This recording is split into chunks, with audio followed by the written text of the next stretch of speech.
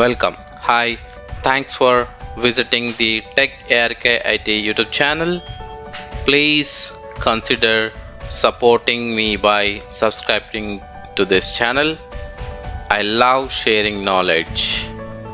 However, it takes a lot of my time and effort. Please join the channel so that you will get early access to the content and special courses only available for the joined members, which are not available to the public.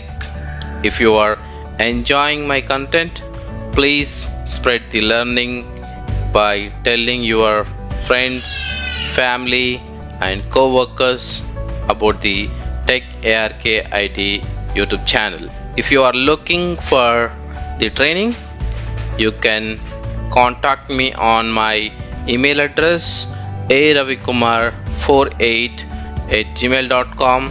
Are you looking for help in Linux, storage, and monitoring related projects?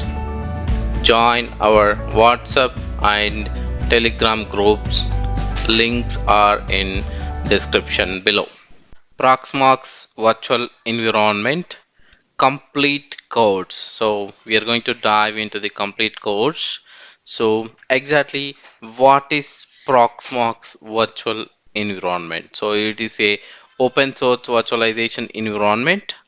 You can run VMs as well as containers. So that is the beauty of the Proxmox virtual environment. So you can run virtual machines as well as the containers. Single web-based interface. So you can manage the entire infrastructure from the single web-based infrastructure.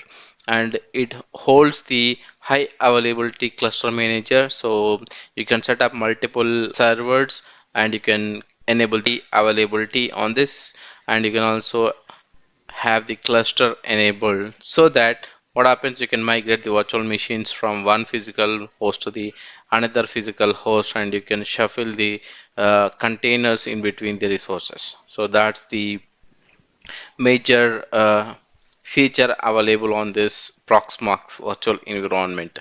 Built-in services like firewall, and there is no external backup application is required to backup your containers or the virtual machine. So it has the inbuilt backup and restore feature.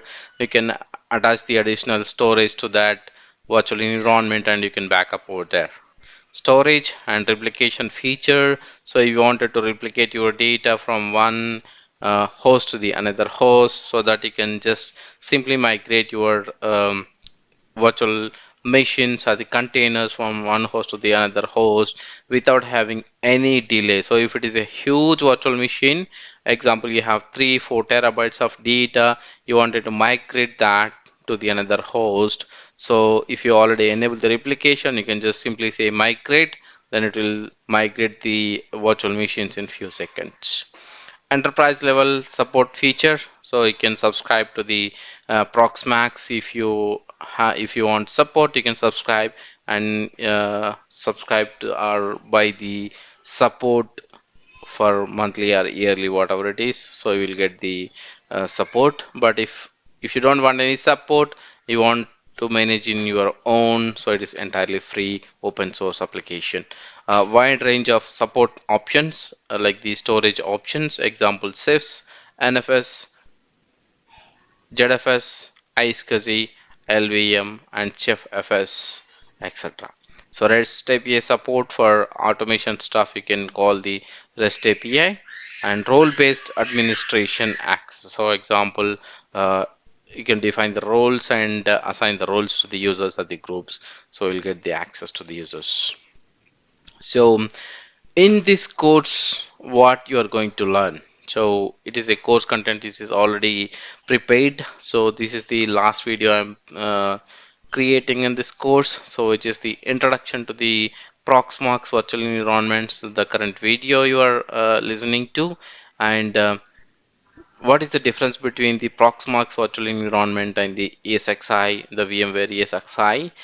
Setting up the lab. So here you don't need to buy any physical machines. So I'm going to tell you the trick how you can install this lab on your VMware workstation, so that you can work it as a your lab setup, and installation of the Proxmox virtual environment, web console overview, creating the users and providing the access so that you can create multiple users and provide them the read-only access or admin access or the storage admin access, whatever it is, and enabling the multi-factor authentication. So example, how you can enable the multi-factor authentication to secure your authorization and authentication, and creating the VMs, creating VM templates, creating containers, creating container templates, working with CLI so that it has a great feature, the great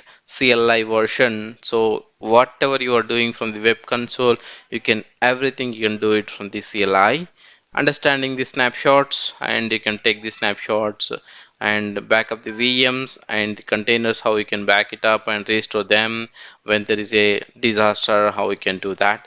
And shared storage, how you can assign the shared storage, mounting the shared storage on the multiple the environment, virtual environment, or the physical servers, and move your VMs and the containers in between the multiple hosts. And self storage, how we can enable the self storage, and networking stuff, and enabling and joining the cluster, multiple hosts to the cluster, and enabling the HA environment and the configuration of the HA environment, and how HA works. Example, so if the host goes down, how the HA works. So that would be a great demo purpose in this course. And Jfs replication, so how we can enable the Jfs pool replication, so how that helps in your virtual machines migrations or the containers migrations. Firewall rules, so you can define your own firewall rules. So this is firewall rules can be defined on the objects. Example, you can define on the data center level, the physical host level, as well as the containers levels, as well as the virtual machines level. So that's the granular permissions you can, the firewall rules you can write it over here. So that's one more thing. So in this course, assumptions. So example, say that you are already a tech person, like you already know what is a virtualization means. So in this, there are not to be a too much of basics or the theoretical knowledge, because that is already we are assuming that you are already a person, you already know the virtualization, maybe you already know the Linux or the little bits of the basics of the Linux, maybe already know computer hardware basics, little about what is RAM, what is CPU, and how this computer basically works. So little basic information about the VMware workstation, like how to create the virtual machines and the assigning the network stuff, all this stuff, and a little bit about the containers and the storage and networking side. So these are all the assumptions that you already know little bit basics, all of this stuff. If you do not know anything about that, so that's not a problem. But if you have a basic idea on those topics, that would be added advantage for you. So let's see what you required to example set up your lab environment. So 64-bit CPU required, and fully virtualization support. Example, the CPU should support full virtualization. So it may be Intel or AMD, whatever the CPU you have, it should be virtualization enabled, and minimum 8 GB of RAM you should have, so that you can install the um, virtual environment. Top of that, you can deploy the guest VMs or the guest containers. So those also require some RAM and hard drive. So maybe if you have 250 GB of hard drive or the 100 GB in between, so that would be fine. Network interface card, so that not a problem. So anyway, if you have the hardware network, so network interface card should be exit. And CD DVD burner or USB thumb drive, in case if you want to write your ISO file to the USB thumb drive and install on the physical machine. So this is required. But if you are going to set up your environment on the virtualization environment, so it does not require any CVD burner or the USB thumb drive, we can directly attach the ISO and install it. Note, okay, so there is a note is that in this video series, I'm going to use the VMware workstation instead of physical server. This method strictly not recommended for production deployment. So this is a demo purpose, the VMware workstation I'm using. So, but if you want to deploy the similar way for the production, so you have to use the bare metal server or the physical server to install the Proxmox virtual environment. So what is the software requirement you need to have? So you have to download the virtual environment, the ISO file from the website, Proxmox. You can visit this site, Proxmox English en slash download slash category Proxmox virtual environment. Okay, and you need a web browser. Example, any web browser should work. But IE you have little icon differentiation or the not the resolution is perfect, but you can use Firefox, Chrome or Opera so that it works well. And OS images example like the Linux and Windows if so for the guest OS installations, and container images can be downloaded from the repo. But if you have the any custom container images, so you have to upload them to the after installing the Proxmox, you can upload them to the containers list, then you can spin up the container, your custom container. Internet connection is required. Of course, you need internet connectivity to download and update the packages or the upgrade the packages which are exist already. So that's about the introduction. Understand what is the difference between Proxmox and ESXi. So there is a little bit comparison over here. So let's see what is that. So basically Proxmox, if you want to have the, it's a completely open source package, so you can just download it and install and use it. So if you go with the license cost, basically it's free, but if you want support, then you have to pay for the support. For the VMware, if you take as part of perspective of the cost, it is moderate to high. So the VMware is not cheap, by the way. So you have to purchase the VMware environment or the license to in order to install and use it for the production. So based on Debian Linux KVM, so basically the Proxmox is developed on Debian Linux KVM, and VMware is basically developed their own VM kernel. So Proxmox supports maximum CPUs 768 and VMware supports 768. Maximum memory supported by the Proxmox is 12 terabytes. So 12 terabyte of the physical memory. The RAM is 12 TB is supported max on the Proxmox. But the VMware ESXi, it supports up to 16 terabytes in physical memory. And Proxmox has the container support, so you can spin up the containers on the Proxmox, but you cannot run the containers on the VMware. So because by default there is no feature to run the containers on the VMware environment.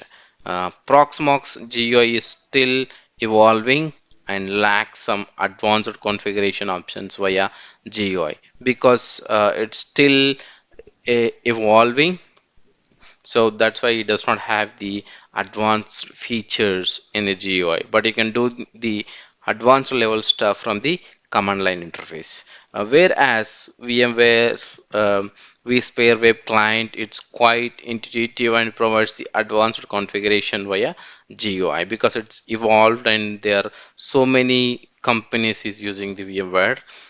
Any node in Proxmox can manage a cluster, which is a nice flexibility to have in case the master node goes down. So here it does not need to be any node to be a master in the cluster. So but any node become a master. So that's the high availability feature on Proxmox.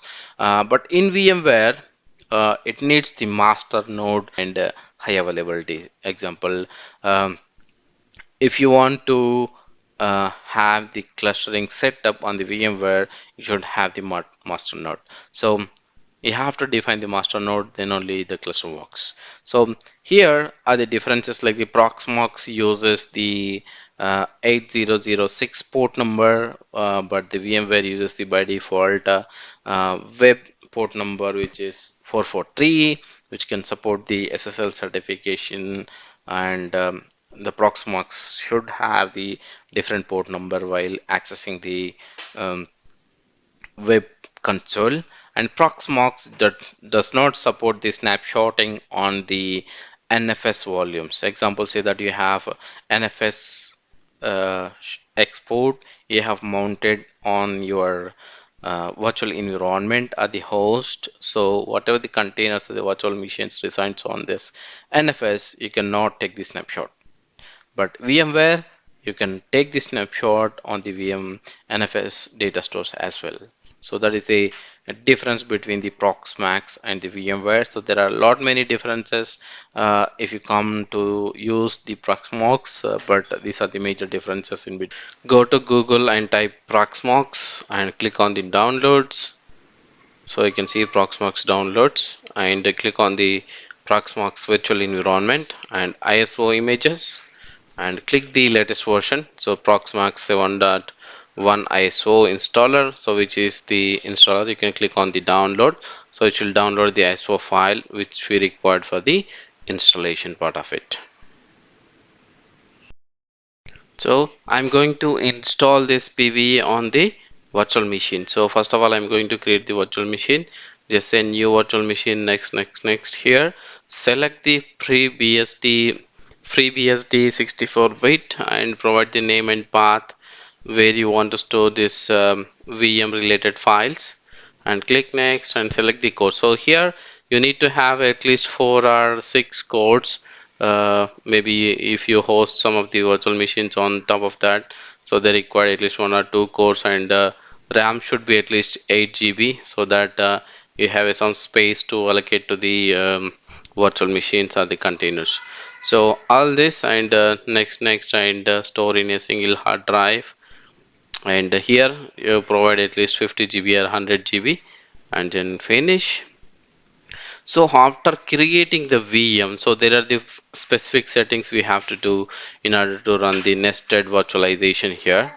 So edit the virtual machine settings and click on the processor and select this virtualization here. So this will support the virtualization, otherwise you will get the error while installing the this PVE. Okay, so I now select the Proxmox version which is already downloaded, and now click OK, and now power on the virtual machine. So after this you can see that install the PVE virtual environment. So just click select yes, and it will take a few moments to load this details, and after that so you have to agree for the license agreement. And here is the disk settings, so you can create the partitions and select the country here and the region and next, and provide the password. So remember, this password should be a login, your login password, and email address in case if you want any notification, so it will send you the notifications over here, this email address, and assign the host name, so which may be in this case I see pve2.takerkt.local, and provide the IP address and gateway DNS address, and click install and select this auto restart whenever you install. And so it will take a few minutes to install this, all this screen goes through. Then after that, which will automatically reboot your virtual machine and it comes to the login prompt. You can see, so this is the fast forward which will take a few minutes, and now you can see the installation is successful. Then it will automatically reboot, then it goes into the command line mode, and it will give you the URL to access the web version of it. So now you can see this, so this is the web version. So you just go to the browser and type that 8006 is the port number, remember, so that's what is accessible, and provide the username is default root and the password which you install provided while installing. So you can see this is the first screen of the PVE this is how it looks like. So I can see that. So there's a storage is created, and you can just click on the summary, it will show you.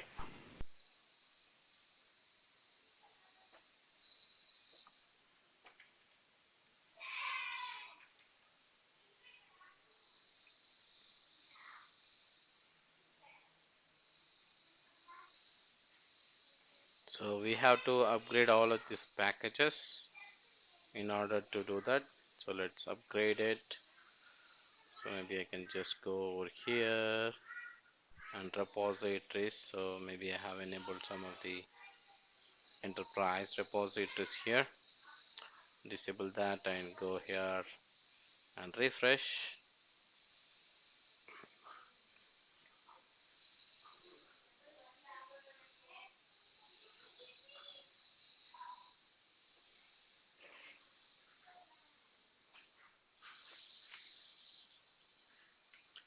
Let's upgrade these packages. Let's say yes.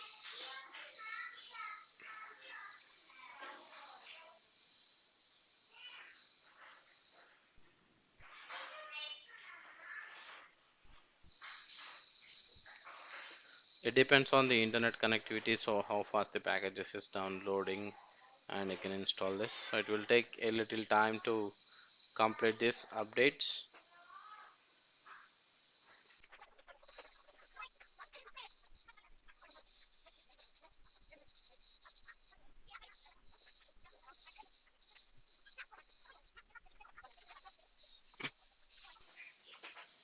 So you can see now 251 is up to date. Let's go ahead and PV and refresh here.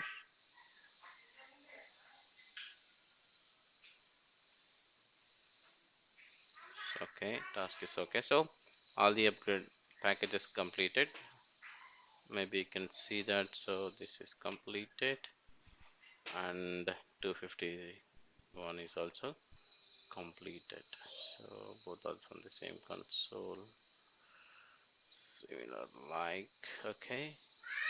Let's see, refresh here.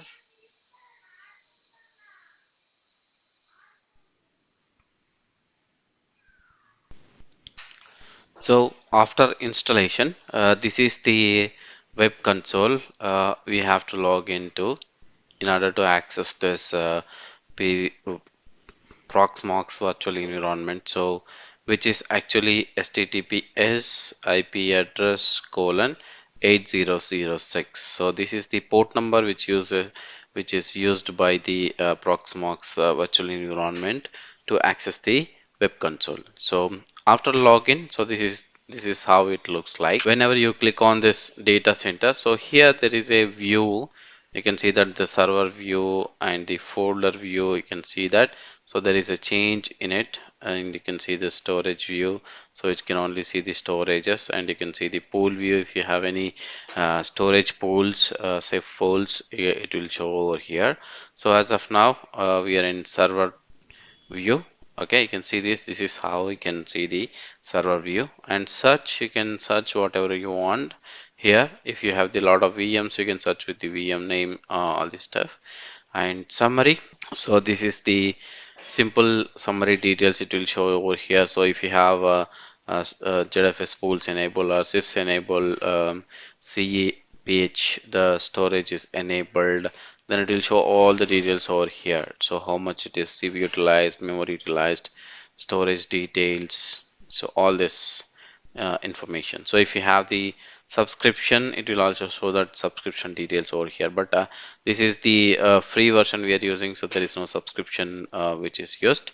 Now you can see that nodes, this is the nodes information. So how you can write the where this server is located, address details, contact numbers, so many details you can write it over here. So maybe a data center location, rack location, all this information. So that would be useful for the identifying the node details. So this is the cluster view. So we did not yet created any cluster over here. So we will know little detailed when you are creating the cluster.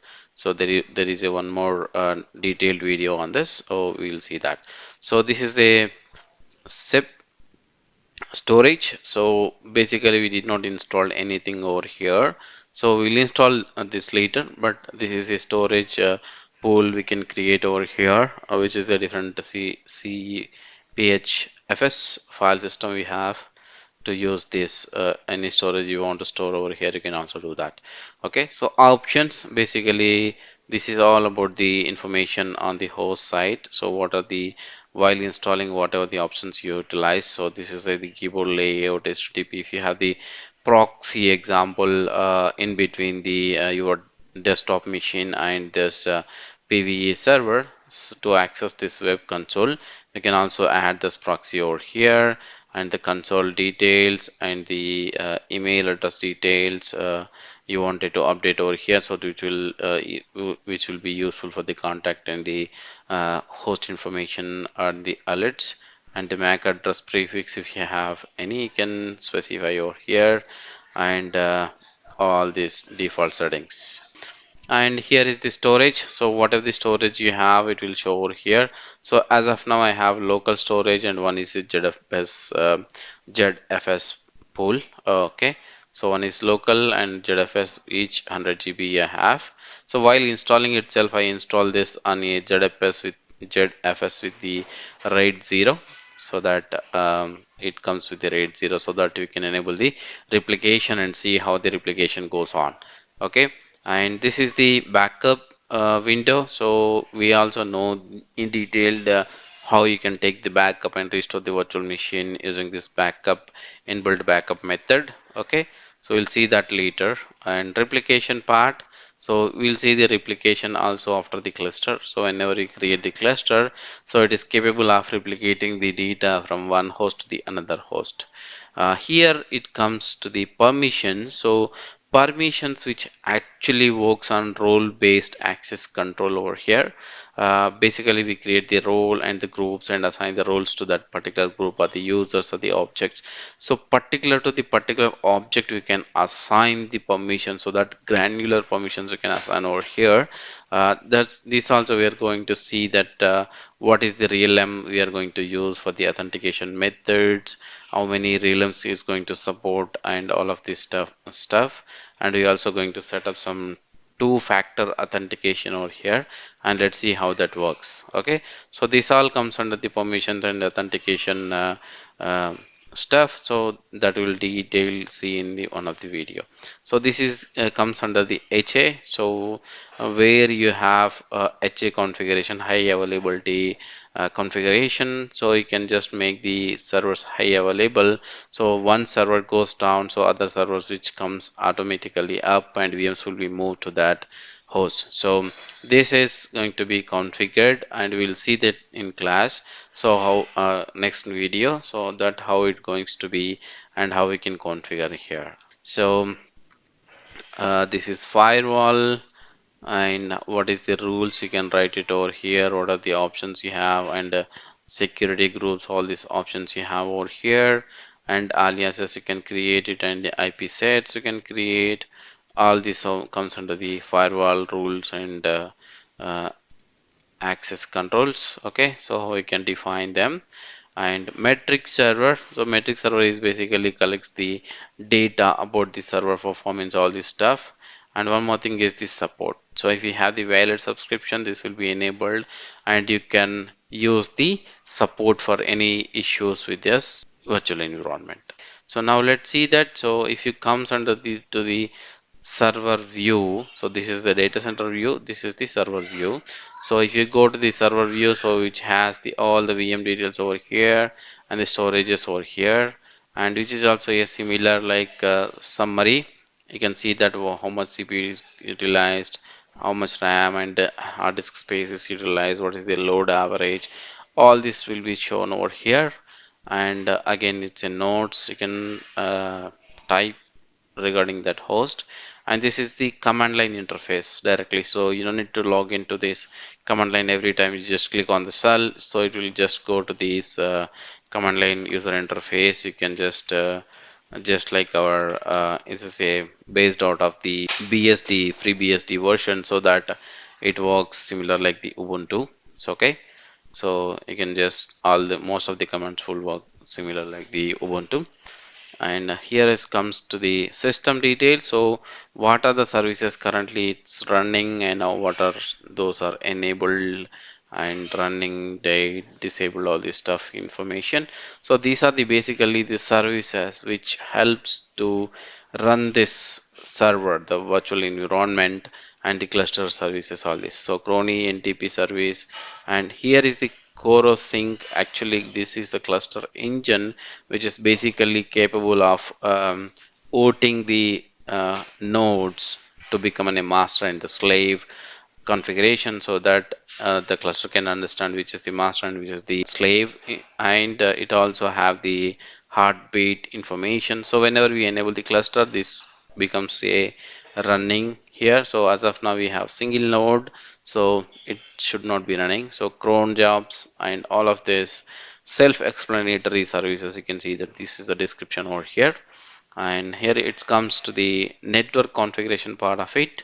So where we can create the IPs, virtual interfaces over here. So this is the virtual interface. Here you can create, and you can also create, if you have the multiple interfaces, you can group them. You can create a aggregated logical groups over here, and assign the permission, assign the IP addresses over here. So it's actually IPs works on only a single IP gateway, so it does not accept the multiple gateways to communicate. So that you can add the multiple IP ranges, but the gateway should be single.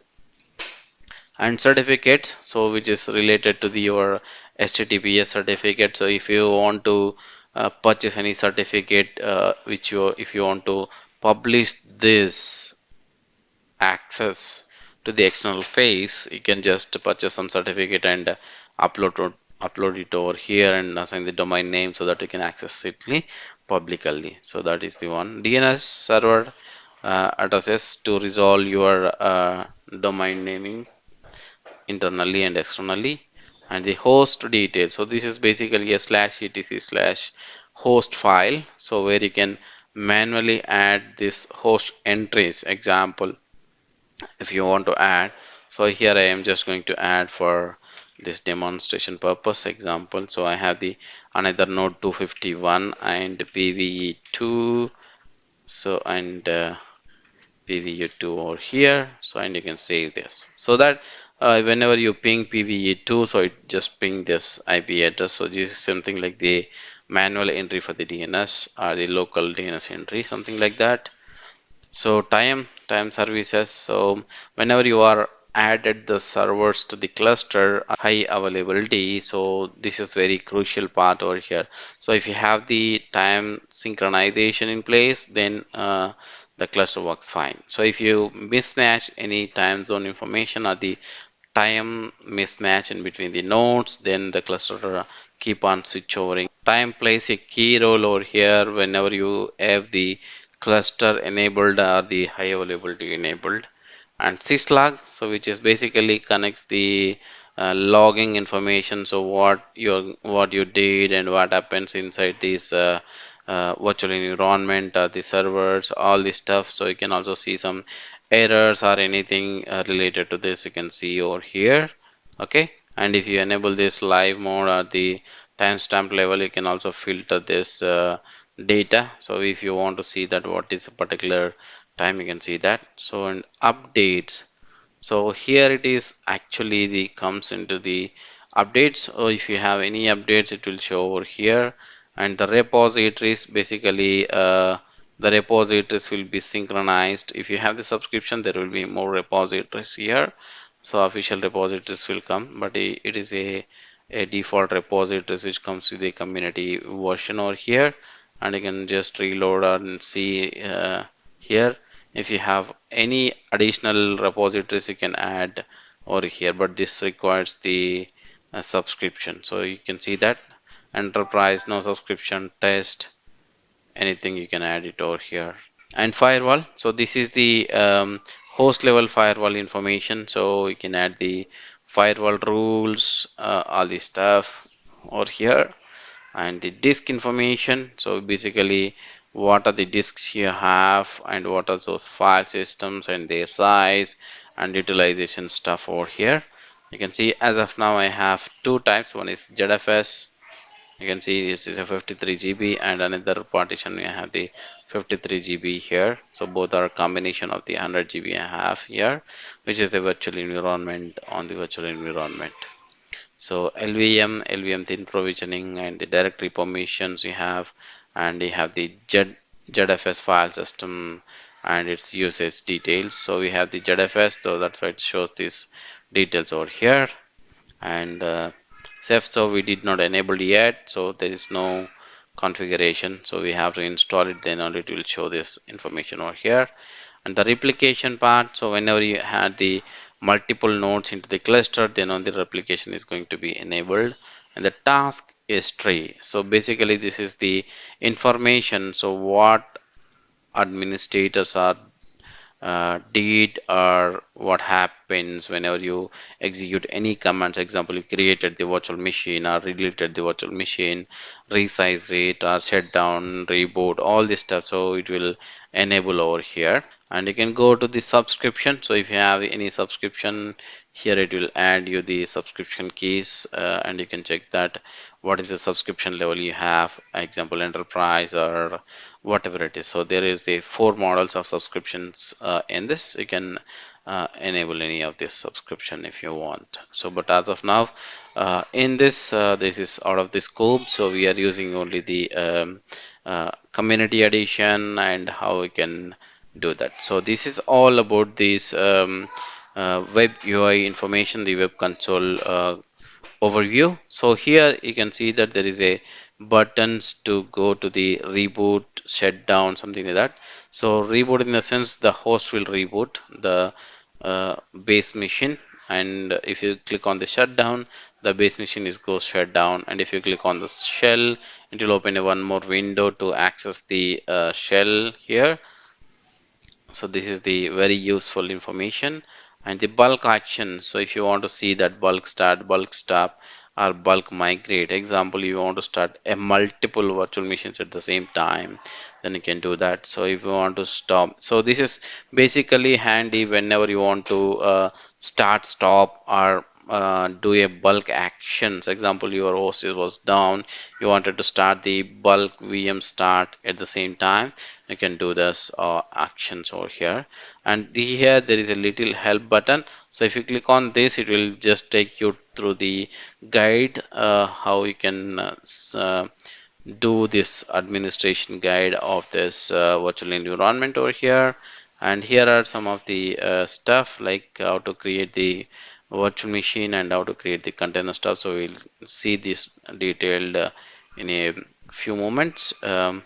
And see here there is a root account settings. You can see password reset and the authentication enable and change the language, log out, all this stuff. So here you can see that my settings, so there are some settings over here. So what is the font type, size, based on your customization, you can do your customization over here, you can do that, all these details over here. So this is all about the web console. Let's understand the Proxmox virtual environment user access. So how you can provide the access and what are the user types you have, and how the workflow works on the user administration. Let's see here. So what is actually a user access on the Proxmox? Proxmox stores the user attributes in /etc/pve/user dot cfg. So that is the configuration file, the user configuration. Passwords are not stored here.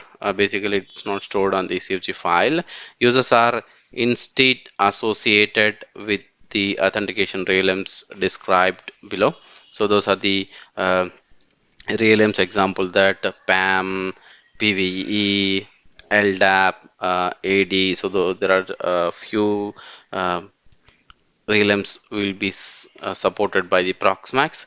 Therefore, a user is often internally identified by their username and realm in the form of user ID at the rate realm. So example is that if you create the local user at a PAM, so the user ID is username and at the rate the realm name. So that is the actually user is identified as a user. So let's see actually how the user authentication works here. So basically what we do is that we create the roles. So multiple roles here. I specified the two roles as an example here. The PVE admins and maybe a PVE sysadmin. So there are the two roles. So the roles has the privileges associated with the roles. So example, I created the PVE admin. So what the admins should have the access. So you can assign the privileges like the sysadmin and the virtual machine creation, all these stuff you can assign to that roles. So the roles has the permissions. The permissions can be either assigned to the groups or the users. So example that you can join the users as to the permissions or the groups to the permissions. Here you have the authentication realm example. It might be a PAM or PVE, LDAP, AD, or any identifier, the user identifier or the authentication system. So that actually works. So what we do is that we create the roles and we can assign the permissions. So these are the roles and you create the group. Maybe you can join the user to the group and associate this group with the roles so that the whatever the users are joined and that group will have that users assigned to that particular role. Either you can assign these direct roles to the users as well so that they can get the same similar privileges. So either of that you can do that. So create a user in any realm. Okay, user can help in multiple groups. So user can be in multiple groups. Example, you can join into the group 1, group 2, group 3, something like that, or maybe you can join into the users group, administrators group, so on. And assign permissions to the group or user. So you can assign the permissions to the groups or the users, or users can join to the permissions, groups can also join to the permissions.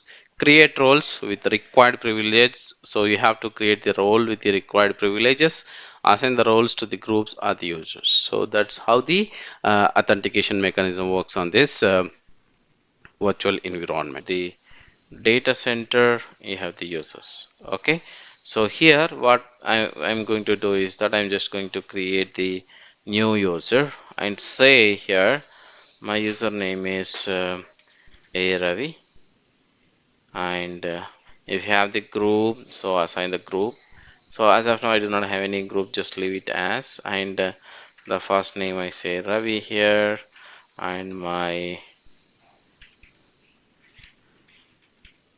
email address, and it should be enabled. And what is the comment here?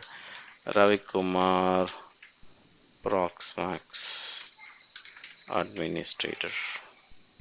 Let's say add, and you can see that the user is added with the authentication type is PAM. Real name is PAM. But if you try to change anything, just say that this is not set any password here. If you say try to set the password, what happens? So it says that change the password is failed because the Ravi does not exist over here. So it says that you cannot able to see anything. So Ravi, it says Ravi is not exist, but it is exist here. So PAM, in the sense, the PAM is the user which should be available on the host level. So like here, which in this, if you go to /etc slash password file and see, the user is not available over here. So PAM authentication works in a different manner is that, so PAM is enabled on the host level, the host level in the sense the node level on the PVE. Then you have to add the user here. Then the same user can be added on the console to provide the access. So it works in a reverse manner. So first you have to add here, add user, and say A Ravi, and provide the password, and say full name. I say Ravi Kumar, and room number maybe something, and 12345 something like this, and home phone number whatever it is, and that is say yes, then say yes. Now you can see cat/etc password, So there is a user is created. Okay, now if you go back to the users, and here you can see this, and if you want to reset the password, so now it should work. You can see it is working. So that's how the PAM user authentication works. So but I have created the user, but I did not provided any access. So how it works? So let's go ahead and log out this and log in with the A Ravi here and provide the password and select the authentication is PAM and say login. Now you can see you could able to see the data center and its host, but nothing is visible. You can see it does not have anything here. So there is no API tokens, no authentication is in, nothing is working. Okay, so we have to provide some permissions to that particular user. How we can provide that particular user? So first of all, what I'm going to do is that I'm just going to create a new group. So let's say which is going to be a admins. So these are the administrators. Okay, I just created here and edit here and assign the group. So the group is assigned. Now you can say okay, but still I did not assign any role for this to the group, and the user is assigned with the group, but the group does not have any permission. So how I can assign? You just go to the permissions over here and say add and group permissions. So you can provide any of this permissions level. So what level of the permissions the user should have. Okay, so as of now I am providing everything and I say admins, and you can provide any access here. So by default I'm just providing the administrator access and propagate. I can see the slash path access and the role is administrators and propagation is true. Okay, so now it is enabled and the user has the access to the group, which means that I assign the permissions to the group. Now let's log out and log in back with the user A Ravi. Okay, so maybe password is wrong. Yeah, I can see now, could able to see everything here because I have assigned the root, the administrator privileges over here. Now I can again log out back and log in with the root account. And now what I'm going to do is that I'm just going to create the new user with Proxmox V Authentication server. Okay. Add the user back again. So let's say here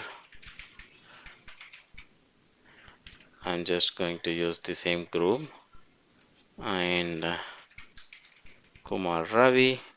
So whenever you select the Proxmox V Authentication, so it will ask the password over here itself and say Kumar Ravi administrator from ESA, something like this. And yes, so you can see now the realm is PVE. PVE in the sense which will have the PVE authentication on this PVE authentication module. And now let's go and log out and log in with the Ravi Kumar user, and you can see that it's able to successfully log in. So you don't need to create any local user accounts on the shell or the PVE server. This is maintained its own authentication by the this services itself. But if you use the PAM, so the PAM is a local account to the PVE node.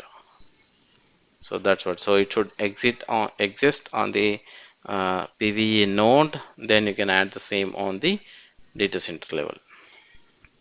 So to enable the multi-factor authentication, you just go to the data center and click on the permissions and click on the two-factor authentication. And let's select these are the authentication methods to work. As of now, I'm just using the Google Authenticator. You just install your Google Authenticator on your mobile, and you can see that just enable the Google Authenticator.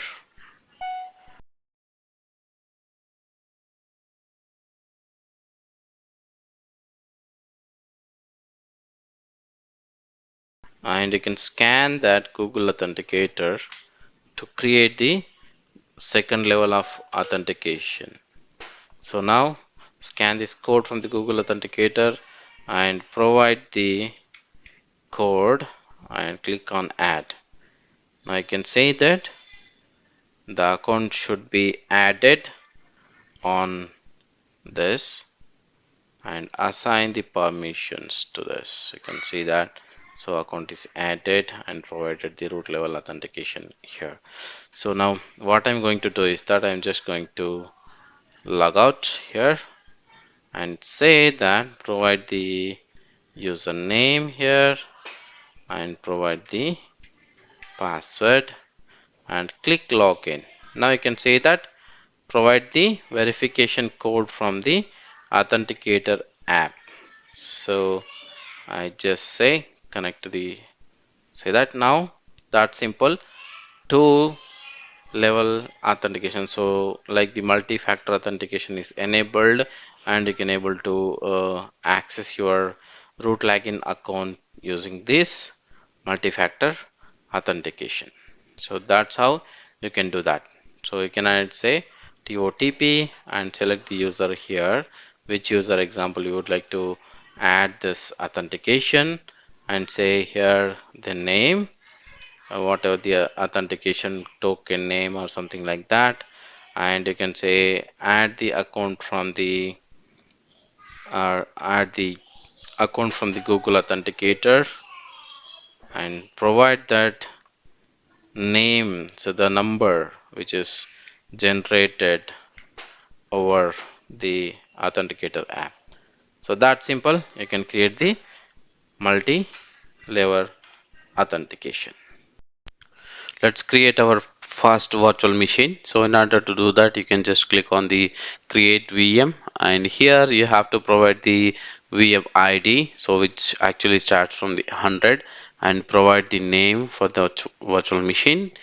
And next, and here you have to select the ISO image. It should already upload to the data store, so you can select it and click next, and select the disk size and the disk path where you want to host this VM disk files, and click next, and provide the CPUs, number of CPU cores, how many you want to allocate, and memory. Here you just provide how much you want to allocate memory, and here click next, and okay. So now the VM is created here, so it takes a little moment to back it up. The VM creation completed, you can see that, and you can just start, click on the start, so it will, you can click on the console so that it will open the console for that VM. So it will use actually VNC. So here click on install CentOS 7, and now it loads the virtual machine data that it's booting from the ISO file. So you should already download ISO file and upload to the data source so that you can easily attach, and select the keyboard language and click continue here. So which language you would like to utilize? So I'm utilizing the default English language. Continue, and here a moment, and click on the date and time and assign the time zone which you are in. So the VM is loaded. Now we can click on the date and time and click on the region, so that it assign the time from that region. And you can see that installation is local media and software is minimal, and you can click on the installation destination and do the partitioning stuff. So you can do manually or automatically, whatever it is, but in this case I'm going to do it as a automatic LVM stuff, so I don't want to create the partitions manually and waste the time here. Okay, so let's click on the installation for automatic partitions here and select the minimal here and click on so say I will configure it, click done. Now click here to automatically configure the partitions and click done, accept the changes. So you can disable the kdump if you want, but I'm switching on the Ethernet configuration here. So I already have the DHCP on the VMware enabled so that it will automatically get the IP address. So assign the host name here for that. So whatever the host name you would like to assign here and click on the apply after giving the host name. So hostname is assigned, click done. Now you can assign the security policy if you want, but I don't want to apply any security policy here. Begin the installation and set the root password and click done. So it should be strong enough, and create another user in case if you want a admin user here. So I'm creating the user and make this as an administrator and provide the password. Click done. So that's it. It take a few moments to complete the installation. So it might take the longer time based on your VM configuration, what you have provided, the memory, CPU, and the hard disk speed, all this stuff. Okay, so let's wait for a few minutes and you can come back to the installation. After this installation is completed, it will ask you to reboot the virtual machine.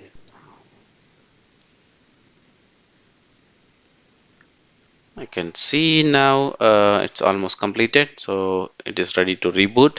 The installation is completed. Click on reboot button here. So now VMA is going to reboot and it's loading back.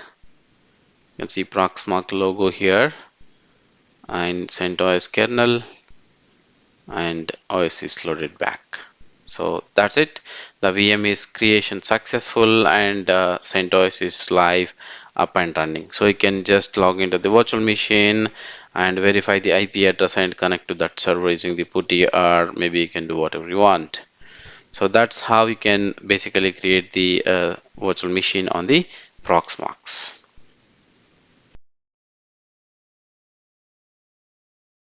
Let's see how we can create the Proxmox VM templating. So create the templates from the virtual machines or convert the virtual machine as a template. So in order to do the templating, so we have to do some steps in order to convert as a template. So let's see. So what we can do the steps here.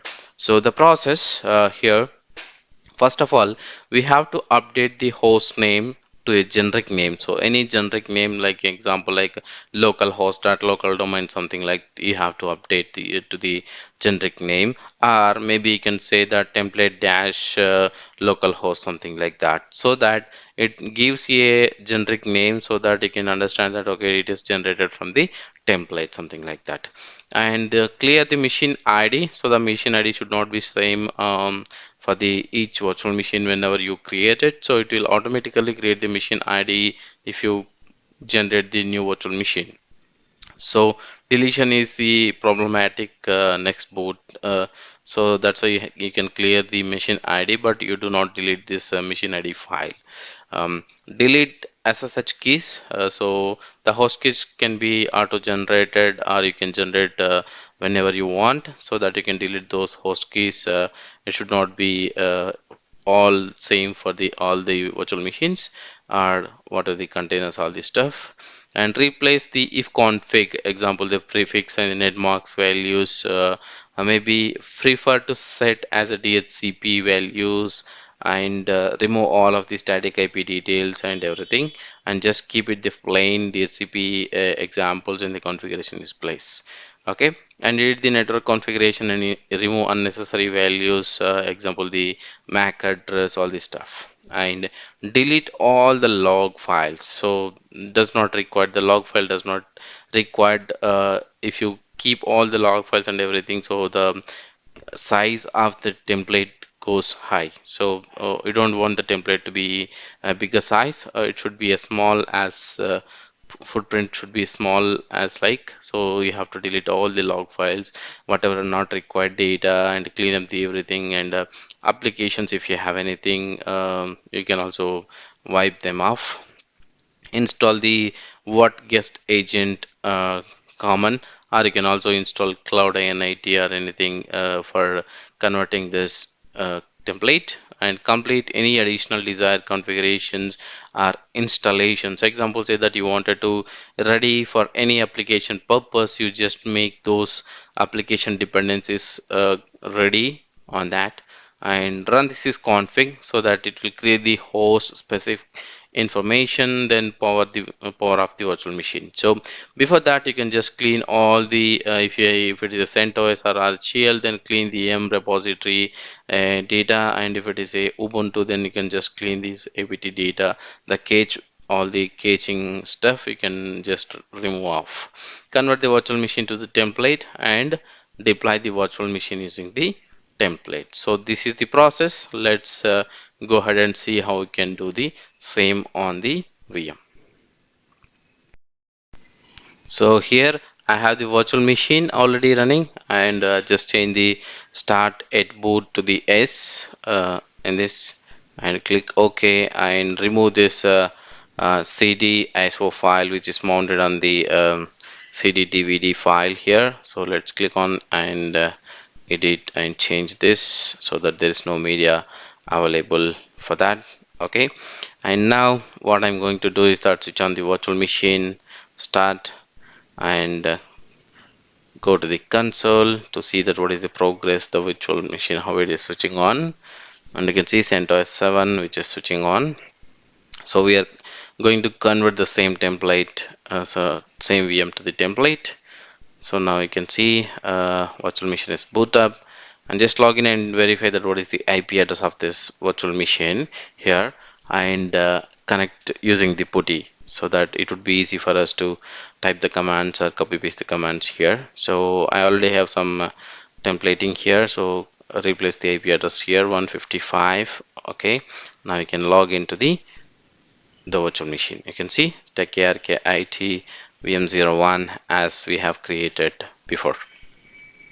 So now what we have to do is that we have to change the host name first of all to the generic name anything. So host name ctl set dash host name and set anything. So here I'm setting as localhost dot local domain hyphen static, and check the hostname using the hostname ctl here. Hostname ctl, enter. You can see that the static name is changed to local host dot local domain here. So now we have to check the machine id here. You can see that there is a machine id. So I'm just going to empty the file. So do not delete the file, so it will create the problem. So you just empty the file. Okay, so I just empty the file, so the machine id is 0. No, empty, it is empty completely. So now what we have to do is that go to the /etc/ssh and delete the ssh key files here. So there is a ssh underscore host files, you just delete that. So we don't want actually this, we can generate later on. Okay, let's start here and enter. So this will delete the ssh keys. Now root and delete the ssh directory if you have anything on the .ssh directory, but I do not have anything, so I did not generated any key files or any files here. So now let's remove the anaconda case.file cfg file here. So we don't want anyway, so that is created while installing the operating system. And set the unset the history file, so the history will be cleared up, so you cannot reclaim the history file here. And delete all the logs actually in the var log file, var location, and delete all this data, so the var log data. Okay, so var log, and I'm going to delete the boot log file, and you can just go to this cd/var and do the all these files deletion. You can see that cron, and there are so many files, log files actually. So you can see that dmessage, and there are, so all these, most of the like log files you can delete it over here. So I'm deleting like last log and btemp, mlog, cron log, and secure, tail log, spooler. All this I'm deleting here. You can just delete it. Okay, those are the log files. Those will be regenerated when you again reboot the virtual machine. Tail log, rmfnrf. I can see wtmp and mlog file. So just ls and see what left here. So I have dmessage old file, btemp, firewall d, all this I'm just delete it. Okay, so this will actually, what happens is that it will just less, the data will be less on the VM templates, so that it becomes the image size would be reduced here. So you have to delete, if it is a, there is a unnecessary RPM, so you can also clean up them so that it actually creates the less template size. You can see, so it's almost deleted. Most of the files I have deleted from the log files. So now let's see that. So I have to install the ovid release file here. So let's try minstall and stdp here. So I'm just typing the URL of that one. So resources dot ovid.org slash pub slash ovid m repo slash ovid dash release dot rpm. Let's see here.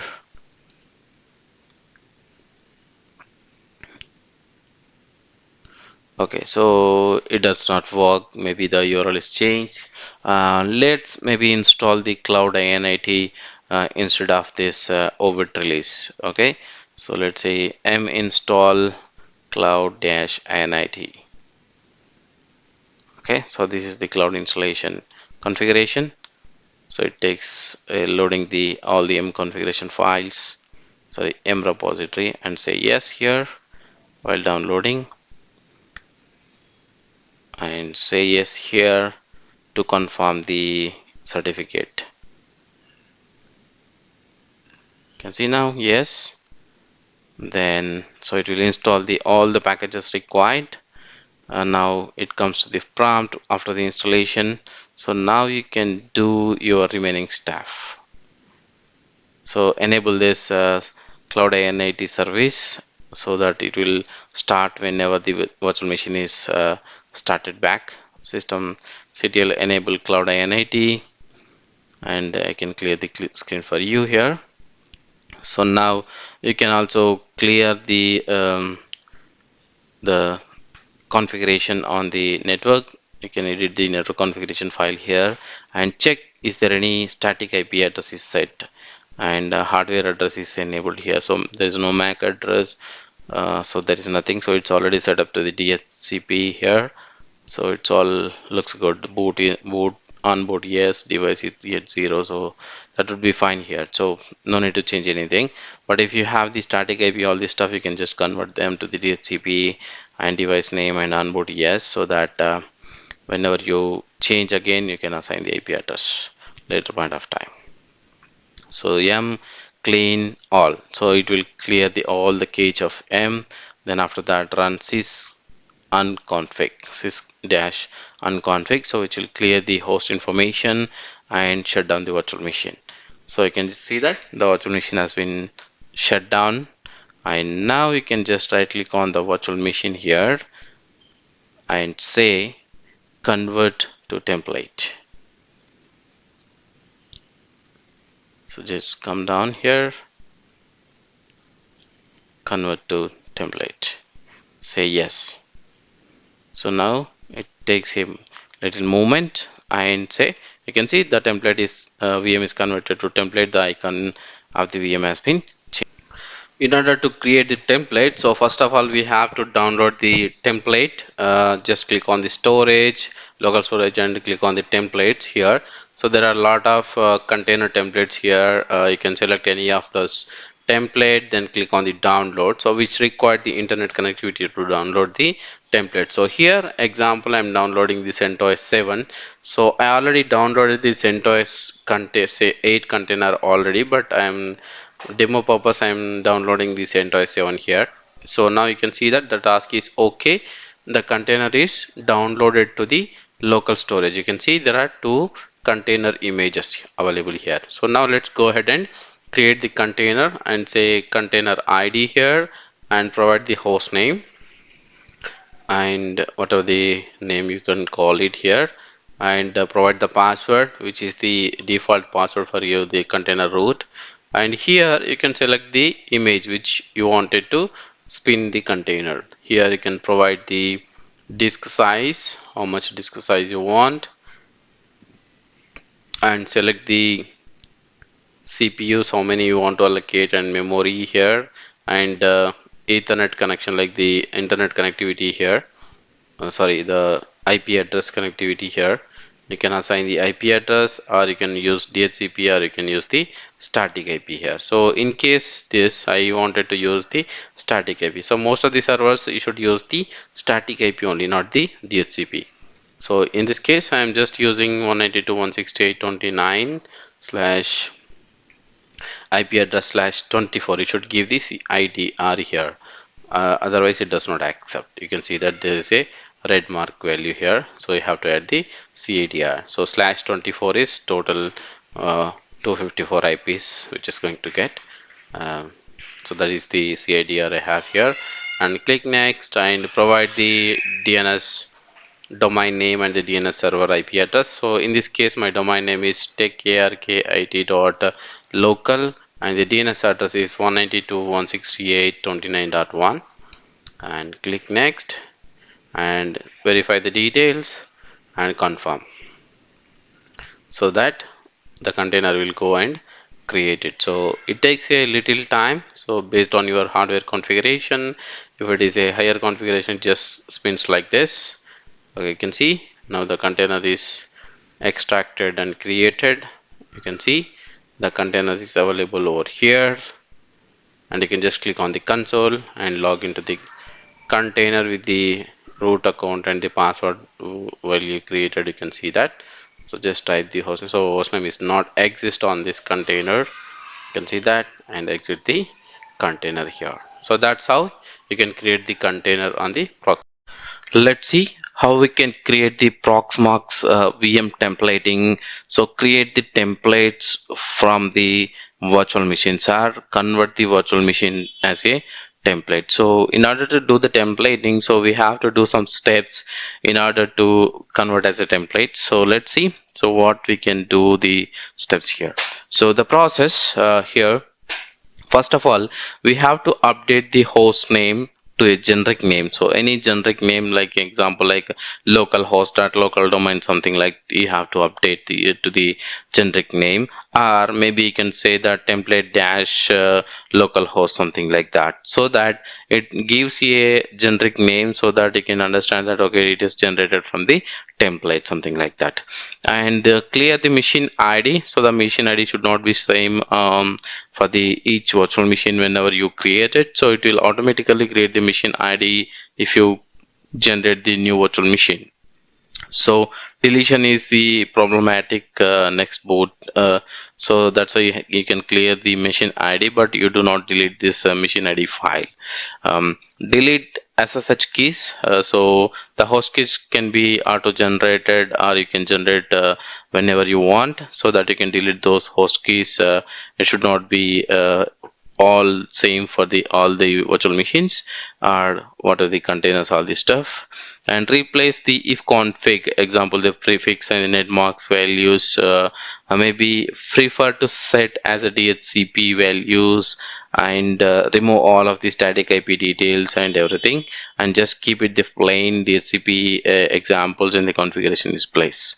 Okay, and edit the network configuration and remove unnecessary values, example the MAC address, all this stuff, and delete all the log files. So does not require, the log file does not required, if you keep all the log files and everything, so the size of the template goes high. So you don't want the template to be a bigger size, it should be as small as footprint should be small as like. So you have to delete all the log files, whatever not required data, and clean up the everything, and applications, if you have anything, you can also wipe them off.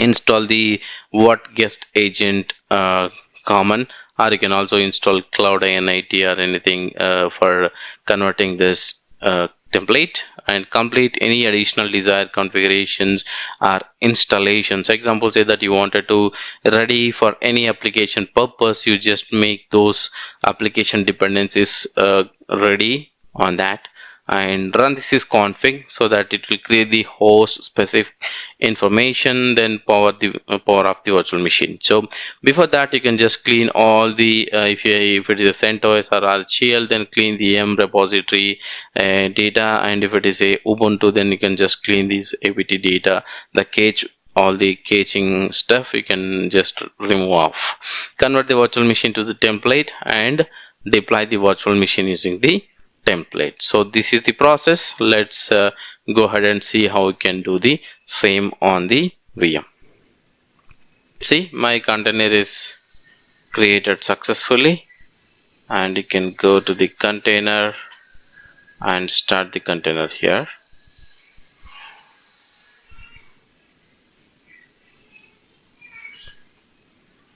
So go to the console and see the container is created, and let's log into the container. So after that, I just go to run and run the update, so that it will update any packages if any.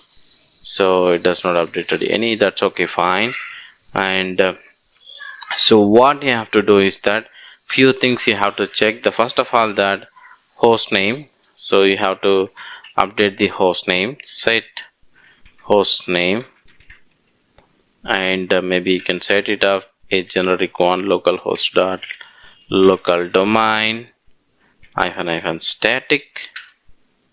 Okay, so after that, you can just verify your network settings, sysconfig network scripts fcfg ets0.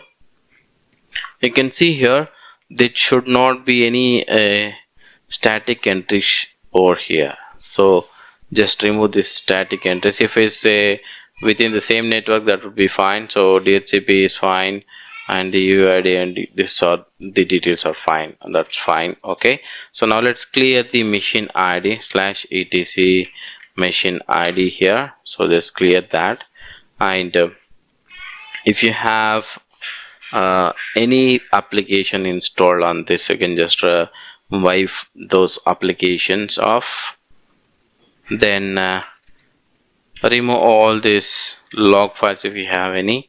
So I don't want all of these logs to create the much space, so my VM should be a slim, not as big as. Okay, so that's why I'm just going to delete everything from here. So these are the logs I don't want actually, because these are the old logs. This will be regenerated again, and HW key log, last log, mail log, messages, secure, spooler, wtemp. So these are all I don't want, and /etc ssh. So if you have any keys over here, you can just delete them as well, so we can create later them. the host keys. Okay, so now my host keys are deleted and log files, everything is deleted, and you can just clean the M data. So there is no caching data to be stored over here, and you can see that. So overall disk is 8 GB in size, and out of it 9 GB used, and nothing is there. Okay, sys unconfig you can run if you have this unconfig, or if this utility is not there, you can just skip it and power off your virtual machine.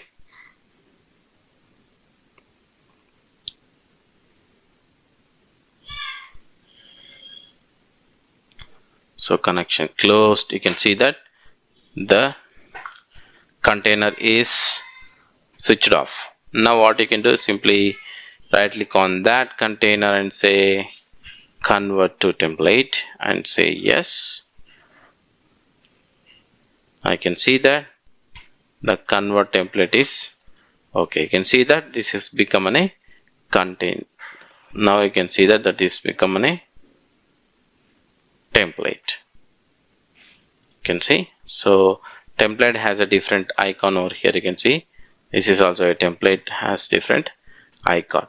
So if you want to launch any virtual machine out of it, you can simply say launch or the clone, and you can say its container ID, and as I CentOS is 8 CNT1, and it's going to be a full. And where is the storage? So select the storage pool here where you would like to, and say clone. So now I can say it will take a few minutes.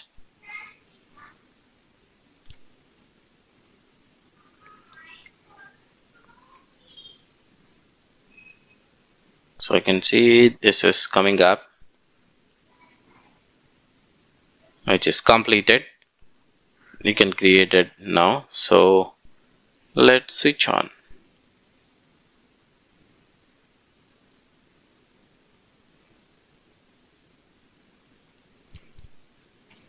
And open the console and see you could able to access the template. Just try to access the virtual machine and host name and IP address.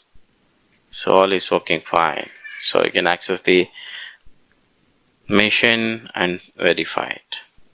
So that's how you can simply clone the containers from the container template. So let's see here what is Proxmox Firewall and how we can get the security stuff out of it on the Proxmox VM environment. So the security is the most important nowadays. So how we can implement that here. So let's understand what is exactly is the firewall and how we can do that. So if you see that what exactly is the firewall. So firewall is a example. Firewall is a well-being network framework that screens and controls moving ever closer affiliation traffic dependent upon distinct security rules. So we have the security rule, and it has some framework to screen incoming and outgoing traffic.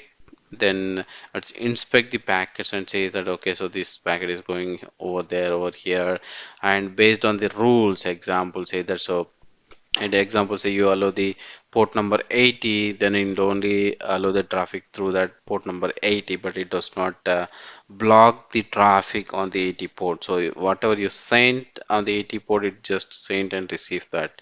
So but whatever the remaining ports, you dropped it so that it won't have a traffic sent or received. So whatever the traffic is sent on that port numbers, that would be blocked on the firewall. So that is the simple mechanism the firewall do. So in PVE firewall, the Proxmox Virtual Environment firewall provides an easy way to protect your IT infrastructure You can set up firewall rules for all the hosts inside a cluster or define the rules for virtual machines and containers as well. So it's example there that the object level you can put the firewall rules. So that's the granular firewall rules you can apply to. Okay, and examples say that so it can be applied on the data center level, it can be applied on the host level, it can be applied on the containers level, it can apply on the virtual machines level. So that this many firewall rules you can apply it on the multi layers so that it can have a secured environment. Features like firewall macros, you already have some macros defined. If you want to enable some of the already existing port numbers or the services, you can just select that macro, so it will automatically do that. Security groups, so you can create multiple security groups and assign those security groups to the resources of the group, so that the whatever the security groups rules has, it will be applied. IP sets, aliases help to make that task easier. You can define object level firewall rules. That's the major security here. So firewall config files. So these are the major three files which will actually write the rules over there. /etc/pve firewall slash cluster dash fw /etc/pve/node slash node name slash host dot fw, and here /etc/pve firewall slash VM ID number, example 100.101.102, something like that dot fw. So this is where your actual firewall rules will be stored. Okay, let's see the console and see how we can write the rules and see how it works. So we are here on the cluster, and you can see that if you click on the data center level, there is a firewall. So the firewall has the options to enable and disable, and you can create the security groups, aliases, IP sets here. So firewalls, and you can also go on the host level, there is a firewall, and this also has some options and log information. And if you go to the container level, this also some has some firewall, and you can also write the options, aliases, all these rules on the container level as well. Okay, let's see here on the data center level. We write a few rules and see how it works. So first of all, do not enable the firewall. First write the rules, then enable the firewall. Otherwise, it by default it has a rule that drop everything and accept. So that's why if you put anything here, so it will be dropped everything, so you lose the connectivity to your SSH and web console. So that's why I'm putting this accept here and say 8006 is allowed anywhere. So I do not have any source or destination defined here, so that it will be open to the everyone. So TCP port number 8006 accept, and add another rule and in accept, and say here so what you want to allow here. So the network name is VM bridge 0, and here maybe I can enable SSH, so that I can able to SSH the PVE, and select here the micro. So the micro is already have. So if you select the micro, this port type and the port number will be disabled, so that it will automatically enable that related port number. Okay, and the source, this time I enable from this source only allow SSH. Okay, this IP series, source IP series. Now say that's it, and add the rule. So SSH rule also is going to be added on the firewall, and tick mark here as a enable the rule, so that it will enable here. You can see.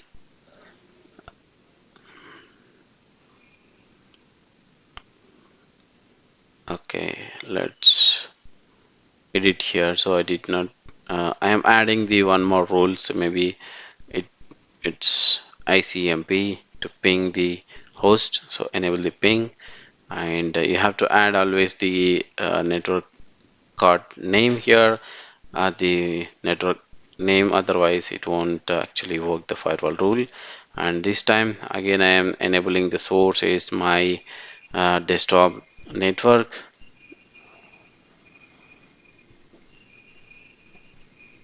and I say here add. So as of now I added the 8006 port number and SSH and ICMP. Now go ahead and options and say firewall on here, and maybe I just put some ping here and see how it goes. Okay, 192.168.29.250 and continuous ping to that host. So it is pinging.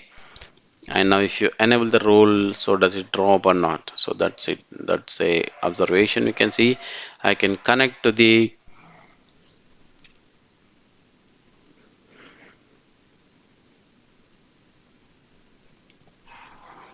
SSH to the server and see whether the SSH will drop or not. Okay. So this is two I'm checking here. So whether they drop or stay. And firewall and enable tick mark, click OK, and now I can go ahead and see that okay, my console is working fine because I already enabled 8006 port number here, and see, you can see the ping is still continuing.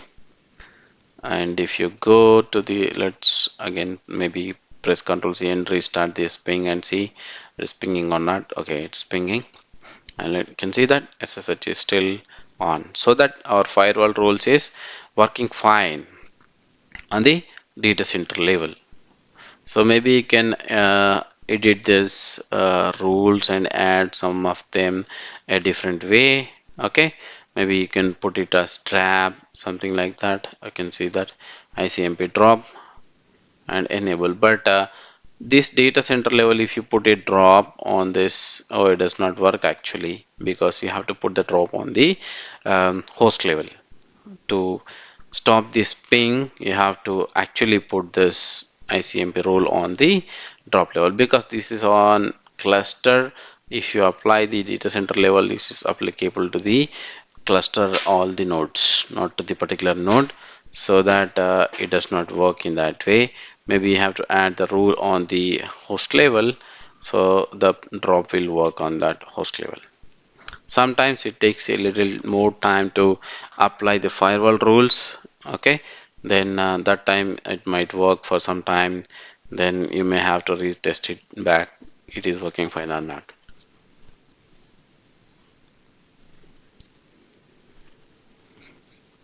So now let's go to the firewall rules here on the host level and say drop, and I put it as the VMbridge 0 here and drop the ICMP here. Let's see how does this work. And so I'm creating the drop to the all the host, all the networks, so there is no actually source. It should actually drop the ICMP, which means ping should be dropped. You cannot ping the host.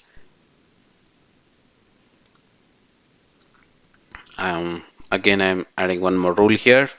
So let's see here, maybe I can add TCP here 8006 and say enable 8006 on the PVE1.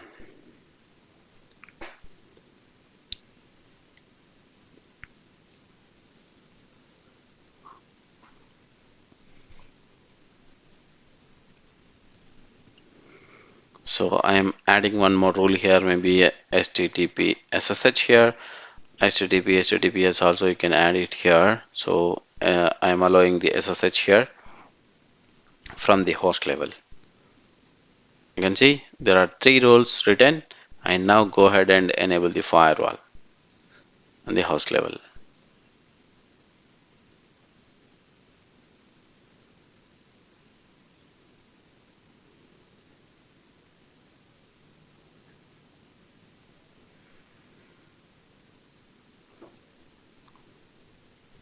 So actually it does not drop any ping or does not drop any options here. You can see I still put some drop, but it does not do it.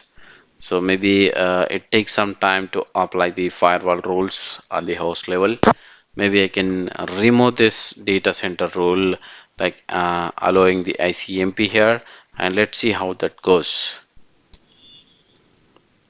So now let's delete this rule, and I only have the rule on the PVE host saying that drop the ICMP packets. So it should not ping the network. You can see here I deleted both of them, enable the firewall, and add it the rule it back saying that drop the connection and test it.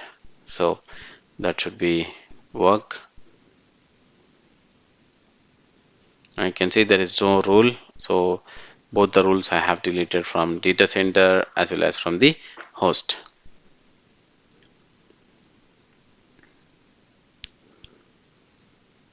You can see firewall is enabled. Now let's try to ping here. So it does not work.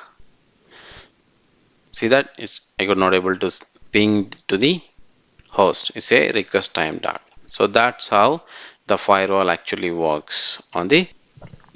So the PVE also have the great command line interface, which you can click on this PVE node and click on the shell, so you can access this command line user interface.